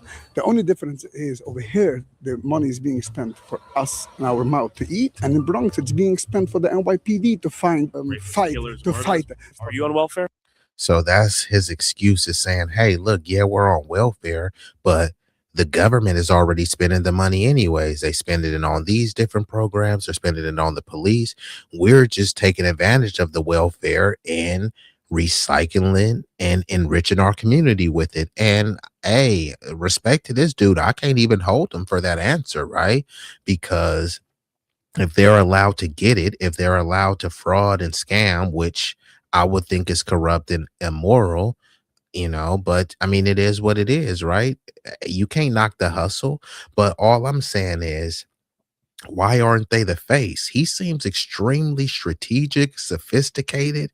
It's like a well-oiled machine, the way they are receiving welfare.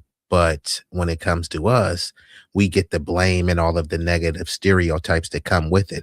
I do like how he said that, hey, look, we already know that everybody here has at least 10 kids, some up to 18 or more kids. So when they come to the grocery stores, they get 50% off. There's also something that I heard, if a Jewish person loans another Jewish person money, there's no interest. However, if you're goy or goyim, like this dude keeps us saying, there might be an exorbitant interest rate. So this is just what some people say based on their anecdotal and testimonial experiences. But I mean, I like what the dude has to say right here. He's standing on business. He's standing on Hasidic business. Whether you agree with it, you think it's immoral, you think that it's kind of slick. I mean, I gotta respect the honesty. Give me one example. Yeah, I could get a discount too. Yes, because the store is officially made for everybody. The one thing I am curious about though is the welfare use. Both the federal or whatever the state, they're both spending equals money for other people. The only difference is over here, the money is being spent for us and our mouth to eat, and in Bronx, it's being spent for the NYPD to fight. Are you on welfare? No. Do you know anyone on welfare here? I won't comment on that question. Come on. How should I answer the You own a question? shop. You own a supermarket, basically. So you would know. Give me a rough estimate if No, you can. no. Why not? No, I'm not. Why? Why? Why is that the stickler? Because I can't answer you a simple. You can give me a rough estimate though, just ballpark. What do you think? And I'm I'll gonna guess 33%. Yes. Okay. Yes. And that's probably about on average throughout the U.S. That's not terrible. Exactly. I'm just trying to figure out how people afford to raise 10 plus kids on sometimes single income households. We don't spend so much money for each kid. Humble living. Okay? Like how many kids per family? 10, 12, 14, 15. Oof, that's huge.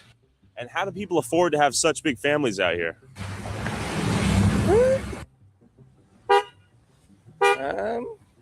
Working. I don't Working? know. Like what do people do for work out here? What to do? Brokerage. Brokerage? Construction. Okay. Teaching in school. Okay, teaching, school, construction. What percentage of people do you think are on like welfare, Medicaid? A lot? Latvia. Big people. Okay. Okay. What do they do? What I do? Yeah. What do you do for work? I'm a student. Student? Okay. How old are you? That's very late to me. I see. Thank you. Would you like to be interviewed? I know can professional English, so You speak English? Any English? Bro, it's a lot of old students. One dude said he was a student. He looked 99. This other dude, he looks 29, saying he's a student. I'm not saying that you can't be a student at advanced age. And I think it's a beautiful thing, right? You still chasing your dream, but just, just a little bit odd, that's all. No? Okay. Tough to find someone that speaks English out here. It's tough to find anyone besides the Mexicans out here at work. These guys are looking at their phones half the time too. I'm a little bit confused. And why is everyone on the flip phone?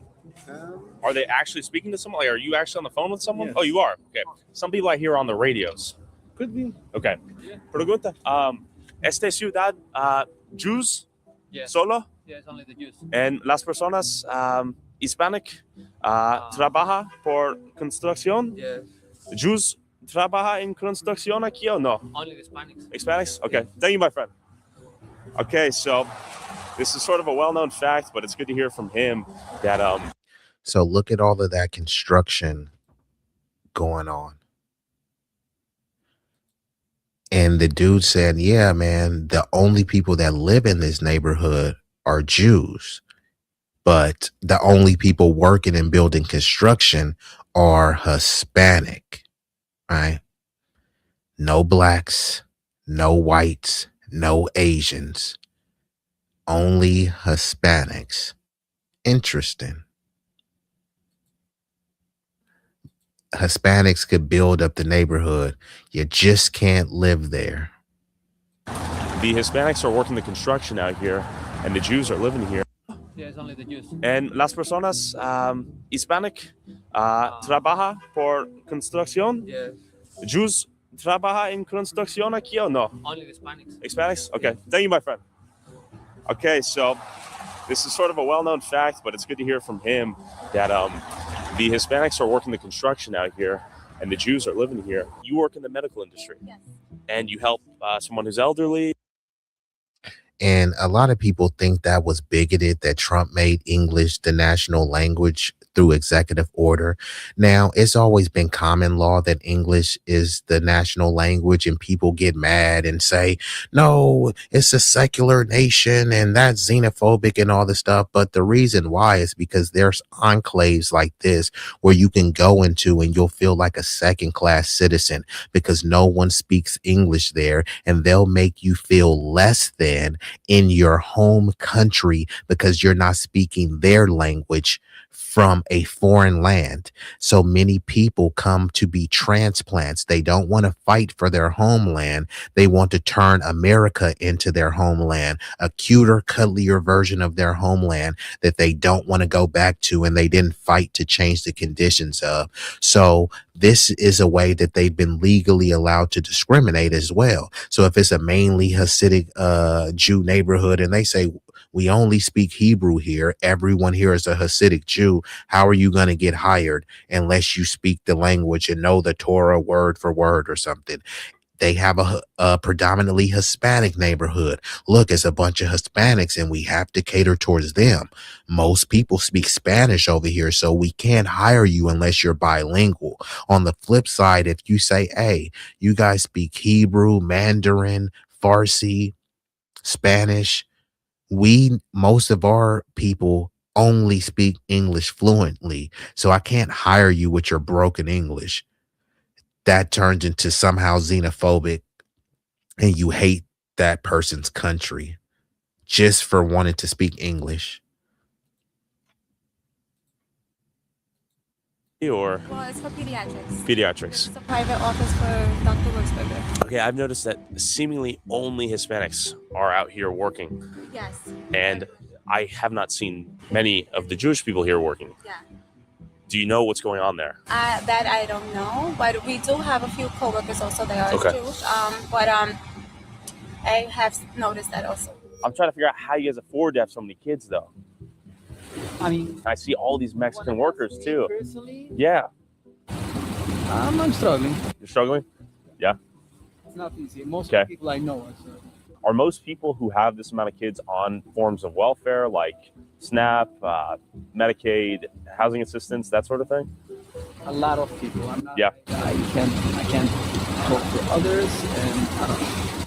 Do you think? Have because I mean, Yeah. for sure they are eligible for Like tax credits for the kids, right? Yeah, no, this is not America first. This is this is Jewish people first. And look at the tax credits in New York, up to $2,200 per child under 17. New York City or New York State is $1,000 per child under 4. And then yeah, so these are the tax credits that they can get per child. I think they do have a limit. I think you can do this. I think you can claim 3, anywhere from 2 to 5. I think it all depends on the state, because different states have different credits. But I mean, 10 kids and you getting 2,200 up to 2,200 for at least a few of them. I mean, that's a pretty sweet deal. Is that pulling yourself up by your bootstraps? Just asking. Right. and they're eligible more for whatever, for low income, whatever you want. Yeah. Because you have that many kids. Like Section 8 waivers for stuff like this? Something like. Yeah. So, do most people work jobs out here? Or is it kind of just raising their kids? As far as I know, yes. I mean, the woman will raise her kids, and most of the men will work. And the women raise the kids full time? Most of them. There are some women who work part time, or and less women Yeah. full time. But it's very hard to work when you have 3 kids. Right. Could I move here as a non-Hasidic Jew? Would I be able to, though? That's my real question, because I've heard it's practically impossible.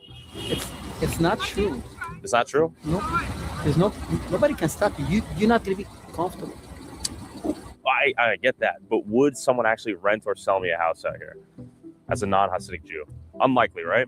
It's not unlikely. I mean, unlikely maybe. I can't. Okay. I don't own a house. Sure. To rent you to ask you this question. Yeah. But the point is that everybody. So this dude is like kind of babbling incoherently. Just say what it is with your chest. He doesn't want to say how discriminatory and prejudiced this community is. And I mean, most people live in segregated enclaves. We're probably the only group that are willing to live by anyone. We'll invite anyone to the cookout. We'll live next to anyone. But unfortunately, many of these other groups are trying to segregate and, not live by us, and that's fine. So that's the reason why people are going hard with the delineation movement, what I call the delineation process. So if we're going to be segregated, you know, uh i- whether we like it or not, then we might as well just be segregated but equal. How about that? Y'all give us the same amount of funding that y'all giving these Hasidic Jews, and we'll be separate, so y'all don't have to hear about us and see about us, and you don't have to talk about black culture or black on black crime, because we'll have our own hospitals, our own clubs, our own police force, etc. But this dude said, yeah, you can live here, but you'll probably be uncomfortable. Why would they make him feel uncomfortable? So if you're a Hasidic Jew, you'll fit right in. But if you're not a Hasidic Jew, then you'll feel uncomfortable living there. But on the flip side, if I said, hey, look, this is a black neighborhood, and many people here, it's a mixture, it's a mixed bag. Some are Christian, some are Muslim, some are atheists. You may be uncomfortable living, around all these blacks, or the way you would see it, around all these niggas, right? They would say, well, I'm scared. Are you guys going to be anti-Semites? Like, that's what it would turn into. However, they don't want you living next to them.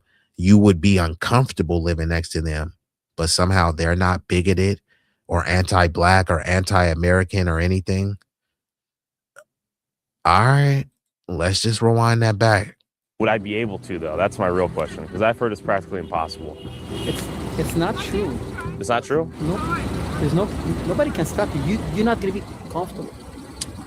I get that, but would someone actually rent or sell me a house out here as a non-Hasidic Jew? Unlikely, right? It's not unlikely. I mean, unlikely maybe. I can't. Okay. I don't own a house. Sure. To rent you to ask you this question. Yeah. But the point is that everybody lives wherever they want to. Sure. Same as I live here. Nobody told me, hey, you have to live here. I live here because I want to live here. Correct? Yeah, that makes sense. If a secular guy is going to move in, he's going to be uncomfortable. I don't want my kids should play in the house of a secular guy, because the reason why I want to live here because I want to be religious. I see. My kids should be religious. Sure. That makes sense. I don't hate them. I love Yeah. them. No, that's reasonable. I will have Yeah. Have you heard of the all-white community in the Ozarks? I know, yeah. Would you agree with them doing that? I don't know. I don't want to live there. The point is not this. But you think they should be allowed to do so, though, right? I have a lot of opinions. Do you think they should? As I told you, you have to sit down. Oh man, all right, you're a complicated guy. Could I buy a house there? Would they let me? Legally, I think you. Legally, I could, but they wouldn't, right? It's a good question. Why is everyone so busy? Back to the video. No, speak English. None? No. As I was going around, my drone captured the most dangerous people in the city. So this is wild. He's going around this community. Now, I get it. He can clip this. He can edit it whichever way to suit whatever narrative he wants, right? But you guys go there and try to film and see if you're even allowed to get this much footage. So what I've learned is a bunch of people there that don't speak English. Everyone is on a cell phone. A lot of times they got a lot of flip phones. They seem to love those flip phones. So everyone is too busy, but no one could say where they're working at. They keep saying that, oh, yeah, we work in construction. But then you look at the construction jobs, it's all Hispanics. Everyone is working, but it's just they can't point to any jobs. They say they're teaching, but every time you see them, no one is really teaching. They have these beautiful synagogues that you seemingly can't find a speck of dust. I'm just saying, everyone there has a van. The average kids are like 8 to 10. The welfare is rampant. And yeah, they're gatekeeping on who could buy houses there. And people are worried about BLM and George Floyd and all this stuff. There's no black neighborhoods that are operating like this at all. And they're saying, oh, well, you can buy a house here legally, but you'll be made to feel uncomfortable, and they probably won't even sell to you. So yeah, theoretically you could buy a house, but it's up to their discretion if they choose to sell to you. And if they don't sell to you, then you can't buy a house there. And if you're not a Hasidic Jew, they're not going to sell to you. But these people are trying to dance around the fact that they won't sell to you. They won't tell you how discriminatory they are, how prejudiced or how bigoted and racist they are. They won't tell you that. It's just framed in the way of, I'm a religious person. Religion is not a race, and religion is not law. They don't want secular people living next to them, but the only reason why they're allowed to practice Judaism, because this is a secular nation. They claim it's a white Christian nation. That's what they want it to be. But many of the founders who they like to tout, many of them weren't Christian, and they wanted to be separating church and state.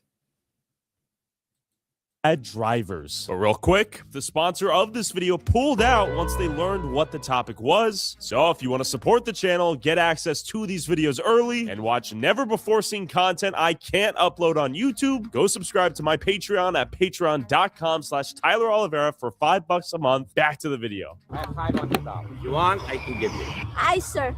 He said that he gave me $500. And go check it out. You can call the police. They'll make a police report. It doesn't pay. $500 for that? Come on, man.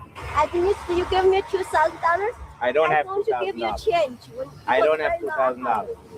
Oh, if it were me, I would just call the police, get the police report, and handle it through his insurance. Okay. Yeah. So That's some damage right there. $2,000-$3,000 worth is my guess. And just for context, do you live here? You work here? Okay. Wow, look at this, another accident. Oh my God. It just hit. They cannot fucking drive out here. So another person, and this is New York, so it's expected, but another person with an accent from an immigrant background.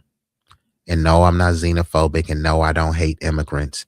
I'm just pointing this out, how certain communities and demographics, they discriminate against American-born people, specifically if you're foundational Black American, in favor of hiring other people from immigrant backgrounds, from undocumented backgrounds, from any background except someone who's native born.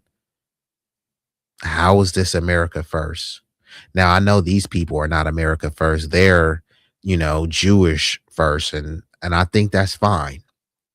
Just stop acting confused when someone says they're B1, Black first. There's a car accident here. They're trying to go outside of insurance. It's a phenomenal style of driving out here that leads to quite a few car accidents, it seems like. She's concerned that the police might have a really good relationship with the people here. Oh, valid. They probably do. That's why we're going to hold them accountable with the camera. What happened? I came down over here and she was over here and I was waiting and she started to backing up. I was turning and that's it. I see. The rest is history. I need license and registration. oh, yeah. He said that he's going to give me $2,000 to send me quick pay. He said he's gonna give her $2,000 now, what she was originally asking, so we don't, use the resources and all that. Wait, I gotta ask you a question. How many kids do you have? 7. 7? How do you afford to feed 7 kids out here? I work 24 hours. 24 hours on the bus. Wow. Okay. Big families, hard workers. God bless your trip. Thank you. So first the dude tried to lowball her and said, look, she said, nah, you hit my car. I won't contact my insurance if you just give me $2,000. I don't got $2,000. I'll give you $500. And then after the cops got called, suddenly he got $2,000. He pulled it out of his gluteus maximus. I thought you didn't have $2,000, bruh. And then even this dude, all the other people was like, yeah, I got 10 kids, 12 kids, 14 kids. This dude on the low end has 7 kids. So I'm sure they're looking at him like he's a failure. 23 degrees, frozen streets. School bus doesn't give up. No one can drive out here. We got the buses on our ass right now. What is this? What is this? What? Bro, this fucking driving is insane. Bro, what is this fucking idiot in the school bus? Bro, what the fuck? What is this driving? What is this driving? The way you're driving. You're trying to kill us out here. You're driving below the speed limit. No, we weren't. 25. You need to learn how to drive. You're going to get your kids killed in here. You're going to get these kids killed. An irresponsible school bus driver. And if you walk through the neighborhood, you'll begin to see the presence of kids everywhere as women give birth to about 7 children on average. Massive families, 7, 8, 9, 10 plus kids per family out here. All of these strollers and little kid bikes. Another one. Tons of kids. And then a school bus for those kids. New construction over there. More houses being built, foundation being laid. Some of these houses are quite nice. I imagine there are massive families inside them. 1, 2, 3, 4, 5, 6, 7, 8, 9, 10, 11, 12, 13, 14 wheeled toys for the kids. Can I ask you, how large is your family? 1. And do most families have, how many kids do they have? Most families? 5, 10. 5, 10? How do they pay for that many kids? You don't know? What is your job? The Bible. You read the Bible? It's very late for me. For the kids? What is your job? Like, what do you do to make money? My wife is working. Okay, your wife works? We have no time. What do you do for work? Okay, all right, busy man. Thank you. I'm a family of 6. Okay, nice. And I do handiwork. Okay. Do most people out here work? As far as I know, yeah. Okay. What percentage of this whole town is children? Maybe like half? No, more than. More than half? Yeah, because if you can have like 15 children in a family, automatically it's much more than half. And last question for you. Are most families out here on any form of welfare, like Section 8, SNAP, Medicaid, housing assistance? Most families? Yeah. I wouldn't say so, not as far as I know. Are you? I have Medicaid, but Okay. I have my own business and I make my money. Respect. Okay, we got the Crown Sterling right here. Hello. Can I interview as a local business owner? I'm trying to ask people about their business out here and how life is in Kiryas Yol. Which kind of stores do you take? I just want to interview anyone who owns a store out here. Where is it going? On YouTube. It's working now? Yeah. Excuse me. No? Okay. Oh, man. Okay, so you don't want to be interviewed. Delete this file. I cannot delete it, but I will walk away. Are you sure you don't want to be interviewed? I can sue you. You can sue me? What? You went from this to this? You went nuclear. What? He's gonna sue me? Come on now. See this driving. My God. This terrible driving skill is a testament to the dense population. My God. It's a fascinating way of life. But despite 40% of the population living beneath the poverty line, I did not have to worry about getting shot or mugged out here by gangsta drug dealers on the corner of every block. In terms of random violence, I think this is the safest place I have ever filmed at. We have is this a flip phone vending machine? Flip phone vending machine? Wow. Instead of liquor stores, they had kosher phone vending machines and public safety security force. Is this funded by the taxpayers, this public safety, all these trucks and whatnot? Yes. Okay, so this is tax. I have no time to sit on the phone now. Oh, you're busy, are you? Yes. Okay, of course. Of course you are. Thanks. And volunteer firefighters and EMS. Can you show me what's going on in here? Tell me what you guys do. So basically, we provide coverage for the fire service for the village of Kiryas and the town of Palm Tree. Okay. Are you a volunteer firefighter? So they got Jewish fire departments that only serve Jewish people, Jewish cops that only serve Jews, Jewish buses that only pick up Jewish students and only take them to Jewish schools where they only go to schools with other Jewish people. They live in Jewish-only Hasidic neighborhoods where the only people that get hired are non-Jewish immigrants. And we should be championing this on because why? All volunteer work. Fire department. And how fast can you guys respond to emergencies, given how tiny the town is? We have a 90-second response. 90 seconds? Yes. Okay, cool. So anyone, even non-Jewish people, you guys will arrive? Absolutely, yeah. Okay. Just for the whole community? Yeah. Okay, nice, man. Some volunteer work. There's some lessons we can learn. Communal living, helping each other out, looking out for each other. They even had their own kosher AAA. So we got the Chevy Suburban, we got a pickup truck, and let me show you the This is like Jewish AAA or what? Basically. But it's community funded, right? Yes. Who? And I don't think this is nothing wrong with any of this stuff. I know some people will frame it as it's the Jews. No, it's just some W Jews taking advantage of the government assistance, goodies, giveaways, grants, and handouts that they've been giving through because they have the complexion for the protection from the collection. That's all this is. All people are saying is, hey, you know what?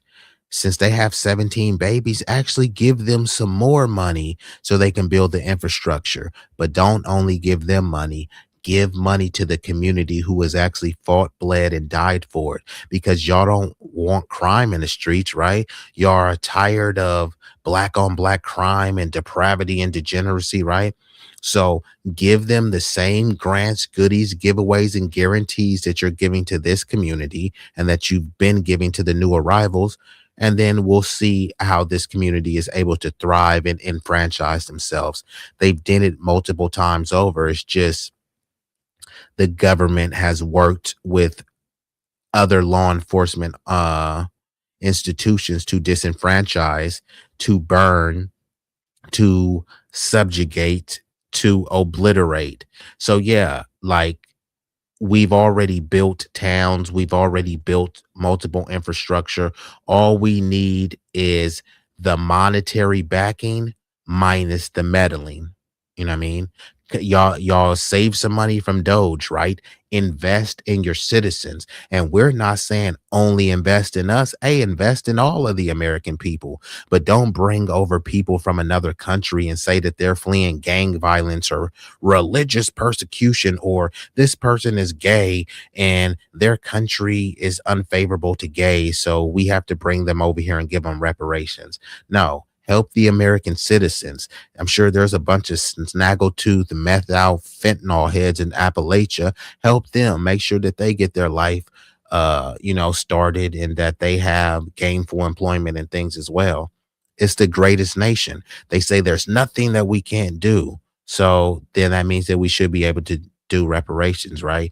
We can go to Mars, we can go on the moon. It's just we can't figure out how to pay reparations, which, don't take my word for it. Look at Citigroup, the fourth largest financial institution in the world. In the world, Craig, they said paying Black American freedmen, descendants of U.S. chattel slavery, would be a boon, would be a boost, would be a surplus, an influx, a economic stimulus for our economy, because we are not immigrants. So we don't have any place or any foreign land to send money to.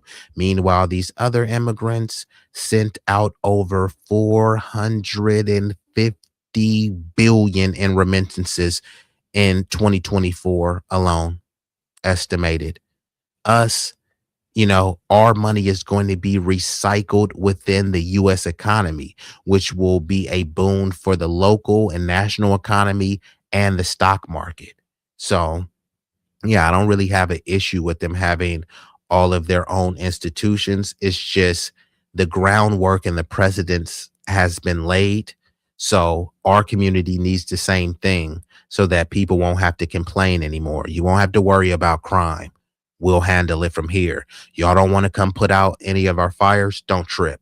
We'll handle it from here. We'll rent to our own. We'll feed our own. We'll build with our own. How about that? It's not rocket science or quantum physics. Who pays for the trucks? We have a couple of sponsorships. Collision on the Go is one of our That's sponsors. a local company here? Yes. In the area? So, for instance, I do not have to have a AAA membership if I live in Curious Joel. No, you can have our number. We got everything. All the equipment, everything what we need. Even for the Gentiles? Whatever you need. You call us, we're coming So you guys out. are helping anyone who calls? You call us, we go out. Okay, we're hopping on a call right now. Let's see how this works. Thanks for having me. Hey, what's the call? What was a flat tire? Just a community member. Yeah, just someone called. Okay, there it is. Okay, so he's already on the job. He got here faster than us. Young volunteer, quick to the work. It would be pretty convenient to get a flat tire, call up the city, and they just help you out. Imagine that world. When you live the same, you look the same, you pray the same, you can do cool shit like that. But the Curious Show Volunteer EMS, you gotta give respect to all these guys doing volunteer work for the community. Can I pop in? Sure. Okay. And here you go. Here's the food packages. Everybody gets a package of that. Some little chips inside. Yeah. And this is beautiful community unification here and altruism. I like it. And we got to take notes, man. We got to do that for ourselves, for everyone else in America. Take notes. This is beautiful, but it requires some selflessness. It requires some additional work. You're missing hours with the family and loved ones and kids to help other people. They have a bigger picture approach here, and they look at the community as a whole. How many school buses are here? The town, over 100. Over 100. Don't want them here to sound property. Wait, but isn't it public property? Yeah, I do agree that there is many things that you can learn from the community outside of what some would see as welfare abuse, but the way that they are sticking together, the camaraderie, the cohesiveness that they have in terms of moving towards a particular goal, in towards of the enfranchisement and enrichment of the community. There does take a certain level of selflessness and sacrifice, and obviously quite a bit of government and taxpayer assistance as well. Would be remiss without throwing that caveat in. No, this is a privately owned lot with publicly funded buses. Yes. Oh, it's privately owned buses too. Privately owned buses too. And you guys just purchased the buses yourselves? Yeah. Like who individually? According to Market US, the global artificial intelligence market is expected to almost. So that's a lot of buses. Like, who just has the money for this alleged poor community? Who has the money to buy all these buses? Now, when there is a rich Jewish person, they will pour a lot of money into this community because they want the community to thrive. So many of the oligarchs, the wealthy elites from other communities, you can learn a thing or two about how they operate. Now, I'm not saying, hey, because they did it, you have to do it too. But if you're talking about empowerment, progressivism, and moving a society and a community forward, you can start with some of these things. And I don't think that you need to be on government assistance to do it. But hey, if they can do it and you're able to get on it, then hey, I guess it's not so immoral after all. You know what I mean? Since like they said the book says to be fruitful and multiply. So if you're being fruitful and multiply, then, you know, multiply the welfare applications as well. See if they can multiply the amount that they put on your EBT card. Oh, the rabbi buys the buses. Am I stupid? Then who buys the fucking buses then? If it's a stupid question. Well, who's the boss of the town of what? This is a privately owned company. Sure. I see. Is it mostly private schools out here? Is it a mix of private and public schools? 99% private. And of course, kosher supermarkets maintained by an army of Mexican laborers all over town. Just keep in mind, everything's kosher. Excuse me. Do you guys take EBT? We do. Like, do most people come in here and use EBT? Yeah. Okay. What percentage of people would you say use EBT for their groceries here? 100%? Wow. He said 100%. What percentage would you say? What would be your estimate? Well, 50, but not 100. Because 100's too much, right? What percentage of people here use EBT for their groceries? 35%. A little bit difficult to conclude what to take away from that. The question. Pretty nice stores. I mean, touche. Pretty nice stores. Some say 100% is using EBT. Some say 35%. But then, you know, they like to say per capita, right? So what percentage of the Jewish population is there? 1%, 2%? So even if it was 2% of the population and 35% was using welfare, is that a but per capita moment? Are a lot of these big families dependent on the welfare state to survive? And then the secondary question is, do they work? Yes, I work here. I know, but do the people that live here work here? My work is for the people that live here. Okay, so that's what I've heard. A lot of business owners, heard some people do study the Torah for a couple of years. They do that many times. Their wives are working. That's what I've learned too. And a synagogue around every street's corner so the men could study the Torah while their wives went out and worked. Now, if this was the black community and we was at home studying the Bible or the Quran and our wives was out being boss babes and working, what will we be called? We're already called every negative stereotype, imaginable. But could you imagine if it was a bunch of black dudes staying at home, reading the Torah, the Talmud, the Bible, the Quran, while the sister girls was out working? How would black people be labeled? But how are these men labeled? People are studying, praying. Beautiful.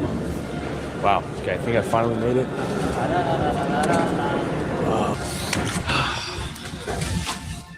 Synagogue. Synagogue? Okay. Let's just say hi. It's a synagogue. Can I see it?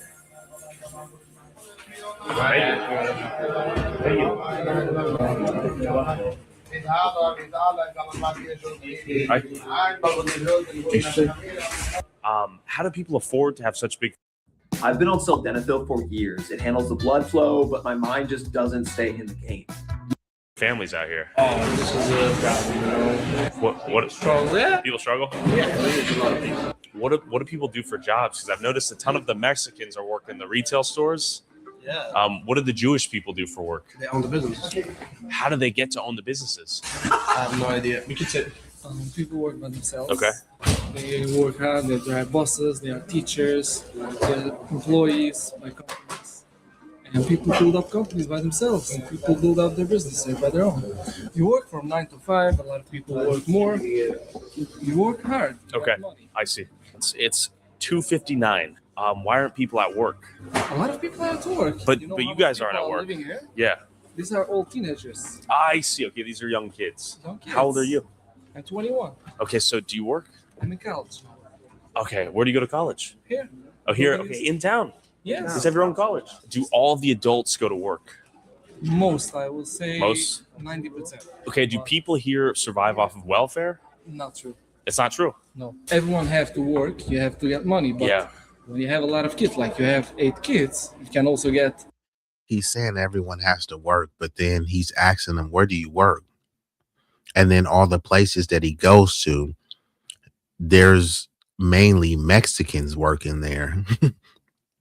And then when he's saying, okay, but what do you guys do for work? Oh, well, we pray and they study. So they're studying all day, claiming they're working in construction and doing billboards and all sorts of odds, ends, and jobs. It's just, you can never find them doing those jobs. Interesting. Benefits like. I see. Like the official number for like Medicaid, and it was like 93%. That number is not real. You can look it up. It's not 93%. It will say 93%. Yeah, check it up now. But I've already looked it up. I know what it'll Yes? say. Yeah, they'll say 93%. Where does it say? On Google. I don't know if that's real though. That's why I'm asking. Yeah. I don't know, because I Yeah. know a lot of people think and it's- most will have Yeah. a lot of kids, and even if they work, Yeah. They're qualified. They qualify. Yeah. Okay, we got some knowledge just now. He says there's some misconceptions about the place. Is this where you make the iconic fur hats? Hey, let's see it. Can I try it on? Okay. Thank you. Whoa. It's heavy. On its spins too. For 1,500 USD at the cheapest price. Thank you guys for showing me. 8K? 8,000 bucks? My God. As I was interviewing people, this dude tried. Yeah, I think I'm okay, let's see what this dude has to say. 8,000 for that hat, and the cheap ones are 1,500. Did y'all see this hat? $8,000 for this hat? Are you kidding me? I can get a clean little whip with that. I ain't paying $8,000 for this hat. But I mean, how are people that are enjoying the fruits of welfare affording $8,000 hats? Just curious. Whoa. It's heavy. On its spins too. For 1,500 USD at the cheapest price. Thank you guys for showing me. 8K? 8,000 bucks? My God. As I was interviewing people, this dude tried to revoke my cameraman's First Amendment right to film him on a public sidewalk. It is a struggle getting B-roll out here. Hey, it's illegal. It isn't. What? It isn't. Howdy. What is the pictures about? Just feel like filming. Filming what? Just everything. What do you mean everything? Why are you recording here? Because I feel like it. Why? Because I feel like it. For whom are you recording it? Because I feel like it. And where will you post it? I don't know, wherever my heart desires. You took pictures of me personally. I'm happy. And I You look want to beautiful. know. I want to know where you're gonna post it. Everywhere. Because I don't want to be. I'm sorry. You walked into my shot, so. No. I was before across the street, and you It's pointed okay. the camera on me. It's not a big deal. You're in public. And then we began debating as to whether or not Curious Joel took out more money from the system than it gave back. Why do you think that most people have your welfare? The more kids you have, the more money you'd get if you're in those programs. It's not because people are defrauding. When you have larger families, you're automatically, you can qualify in a bigger percentage. 100%. Take out statistic and say, oh, this person has 6 kids. Look how much grants they receive from the government. But if you look at their expenses, then you see it's a different ball game. It just gives you, helps you to survive. It pushes through. How much money Curious Joel community saves for the state and the federal government by the fact that we have private schools. We have big business people that pay taxes and they contribute a lot. We have a lot of charity that's helping out people. And also the fact that we study Torah, which in big part includes you should be honest and stay away from crime. So thank God that the crime rate is very low. So that also saves a lot of money from police enforcement and from jails. But I noticed you guys have that private security, which is taxpayer funded, right? But that's paid from our taxes. It's a village. Assuming you pay taxes, though, right? Do you think someone here doesn't pay property tax? Yeah, for sure. Renters. I'm a renter. You're a renter. Yes. And my landlord 1 year increased me the rent because the tax went up. How can he afford it? Because I pay him rent. Well, yeah, you're arguing the cost is indirectly turned over to It's you not as the renter. indirectly, it's directly. Let's say I had 10 kids and I made between 60 to 90K a year as a household. Then I could get almost $13,000 in cash benefits and pay no state income tax and no federal tax. So I would get $13,000 in cash, which I could then pay to, let's say, a landlord. Let's call it $2,000. That's half the year paid. Don't get the tax credit per child. You get You do, though. tax credit, but once you have 3 or 4 children, you don't get more if you have more children. That's not true. The tax credit is multiplied by how many children you have. And there's no limit to the children you can have. It's a formula. And you take into account that someone has 13 kids and they pay tuition, they pay grocery, they feed their children, and they have... I'm arguing a lot of the taxpayers are paying for their children in the form of SNAP, EBT, and healthcare in the form of Medicaid. I got it, and I want to answer you. Yeah. Now, you make this budget, figure out how much this costs, and now you say that you call a cash benefit, a tax return of benefit of $13,000. This doesn't cover 10 children. It's just a help. But when you supplement that with the healthcare is covered via Medicaid, you have SNAP and EBT that helps cover groceries, if not the full amount for the groceries. Have SNAP. The SNAP maybe would give $1,000 a month for a family, but you go in the grocery, check the prices, you can't afford, you can't feed 10 people plus a father and mother, 12 people from.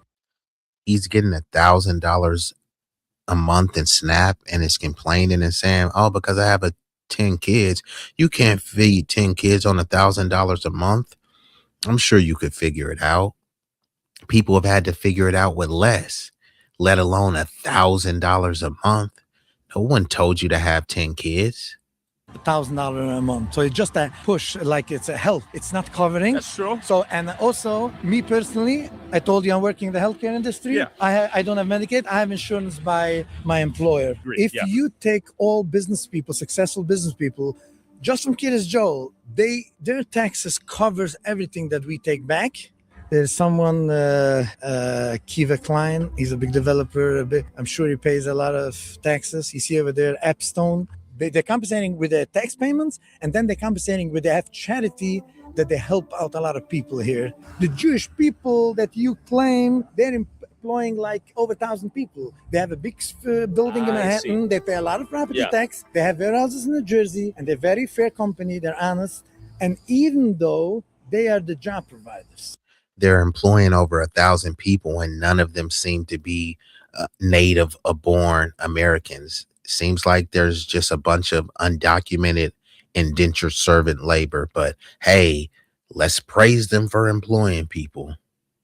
And then many of the others that they're employing are their own community. So, okay, that's praiseworthy that they're hiring their own, but in order for them to hire specifically their own, in order to only hire your own and rent to your own and loan to your own, you have to conscientiously and actively be discriminating against others, which is fine. You know, that's what this nation was built on.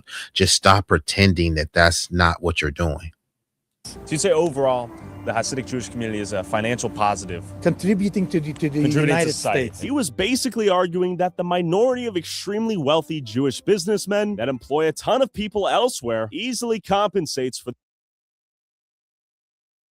So John Krogan says, my buddy lived in Sullivan County, Monticello, New York for many years after leaving Washington Heights, NYC, and that whole area is a Hasidic Jewish community. And that's kind of how they want it. You know what I mean? They like to always talk about anti-Semitism if you just ask certain questions. But it's not anti-black for them to not want to live towards black people, to be slumlords towards black people, to call black people niggers and all sorts of other racial slurs. But if there's one black person that does something to a Jewish person, somehow the whole black community has to answer for it. But when Jewish people who have historically been, let's just say, oppressive towards black people, you know, that's just a one-off. You know, we helped with the civil rights. Yeah, you guys also helped popularize blackface. You also helped create segregated enclaves and redlining with the Jewish Levitt towns made by the Levitt brothers. So let's tell it all, you know. But hey, I say what's good for the Jews, like it should be good for everybody else. If it's not, then, you know, you have to highlight why this group is so special and deserves preferential treatment. If you believe that they do, then let's just lay it out clearly and coherently so we can unpack it. The amount of money residents here took out of the system in various forms of welfare. How you doing? Good, man. How you doing? Doing well. It's a little cold. Yeah, I know. What's going on?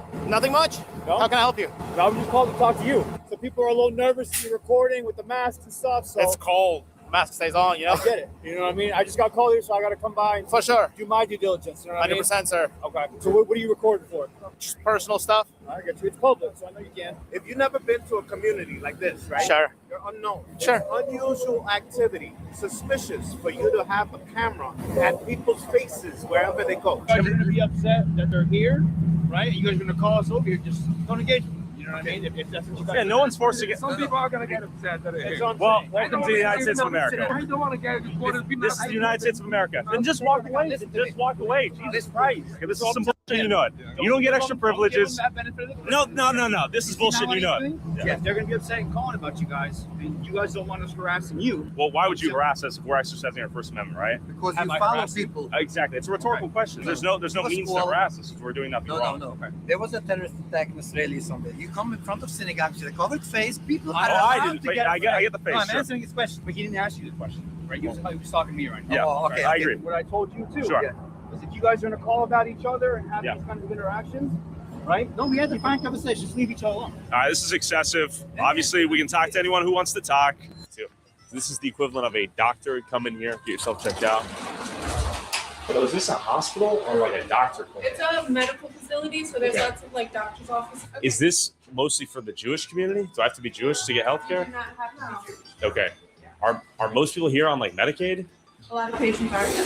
Okay, cool. Thank you. Okay. She said a lot of patients are on Medicaid, which is in conflict with what they're telling me in the synagogue. And they're having so many kids, Curious Joel's population doubled from 2010 to 2024. How many kids on average does each family have out here? Between 2 and really unpredictable. Like 2 to 10? Yeah. How many do you have? 3. 3. Okay, that's pretty small for out here, right? I'm still in the younger age. How old are you? 27. Okay, young man. What do people do for work out here? There's all kind of work. There's a lot of educated people. There's everything. Anyways, I gotta go work. Thank you so much. What do you do for work, by the way? I'm doing a few things. I'm driving buses. I'm working in the mechanic shop. I'm working a lot in the office. That's a lot of jobs. Yes. So if you want to talk about people living in a theocratic ethnic enclave, then look no further. Curious Joel is an example of that, and then some. When people are talking about Dearborn, Michigan this, Dearborn, Michigan that, this is an example of only Jews living here, and a lot of them are tapping into welfare benefits.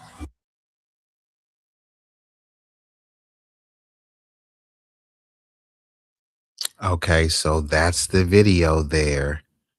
So all the people that love to say it's the Jews, you know what I'm gonna say? Okay, thanks. That was the Jews, but for historical and clarification purposes, what race were those Jews? They were Jewish. That's not a race. So again, what race were those Jews? And John says there also is a lot of interrelated family relationship issues. Are you meaning like incestuous? Could you clarify with that? And this has been a fruitful stream. We're about almost 2.5 hours in. I'm going to get ready to shut her down. I do want to give a humongous shout out to all of the people who have viewed this live concurrently and that will be watching this on the replay. You know, I have a series of visuals I'm going to do the rundown and hit y'all with. And I do hope that y'all stick around until the stream shuts down.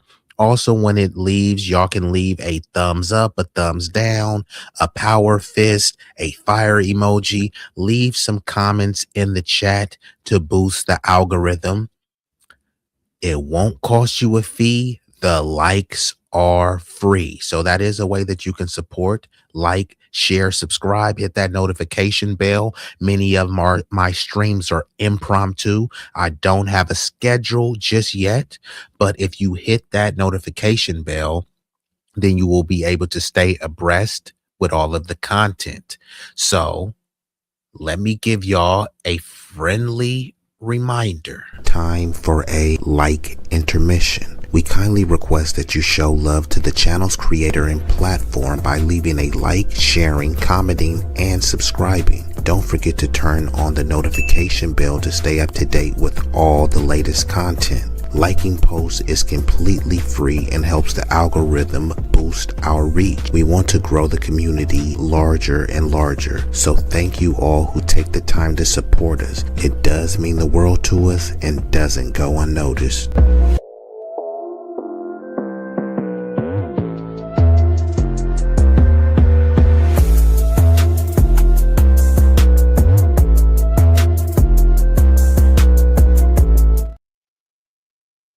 And before we get out of here, you know, I'm gonna hit you. Yeah. Hey. Ooh. Yeah. Hey. B-Eazy Dat Dude. Yeah. Hey. Shit so hot it's burning up. Just go ahead and turn this up. I bring the pain like an aftermath of a car wreck. There's a lot of niggas that say they real. To me, that shit is far-fetched. Most them cats is pussy. They really is on some feminine stuff. I ride up on them with the 40 ounces. The definition of adrenaline. What it do is sweet like cinnamon puffer. My niggas is rough like Brillo Pass. Grew up out on Mary Mac, but I used to hang on Willow Pass. These birds that I roll with, outcasts and misfits. For the zip lips when you get hit. When the fifth spit, flat line in your pit. Trapped habits is black magic, no voodoo. Get the bands like boo-coo. For the cocaine, they go cuckoo. Most these niggas is foo-foo, so I'm shitting on them like doo-doo. I can't fuck with y'all like tofu. I'm just saying, man, like Goku. Bad bitches at the house with me watching Netflix or Roku.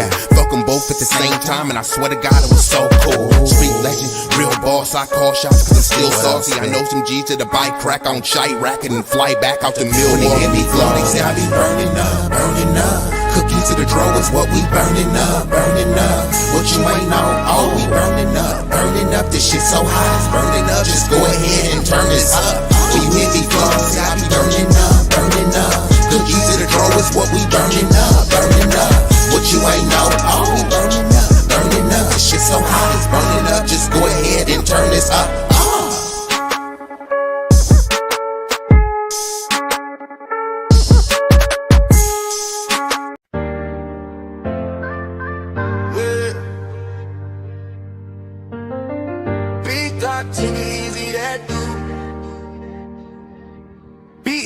that dude, yeah, they know the name. Stacking up the paper, but having money ain't a thing. Standing on business, burning hotter than a flame. From the block to the ballroom, you gotta stand the rain. B-Eazy Dat Dude, yeah, they know the name. Stacking up the paper, but having money ain't a thing. Standing on business, burning hotter than a flame. From the block to the ballroom, you gotta stand the rain. B-Eazy Dat Dude, yeah, they know the name. Big got to B-Eazy Dat Dude.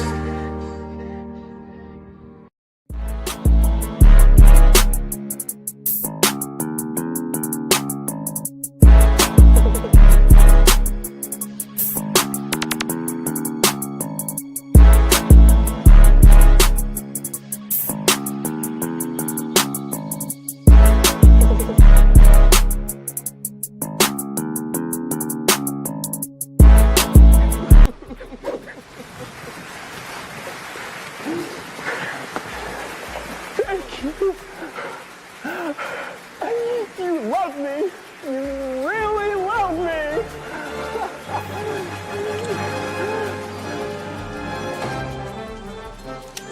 You're not going anywhere.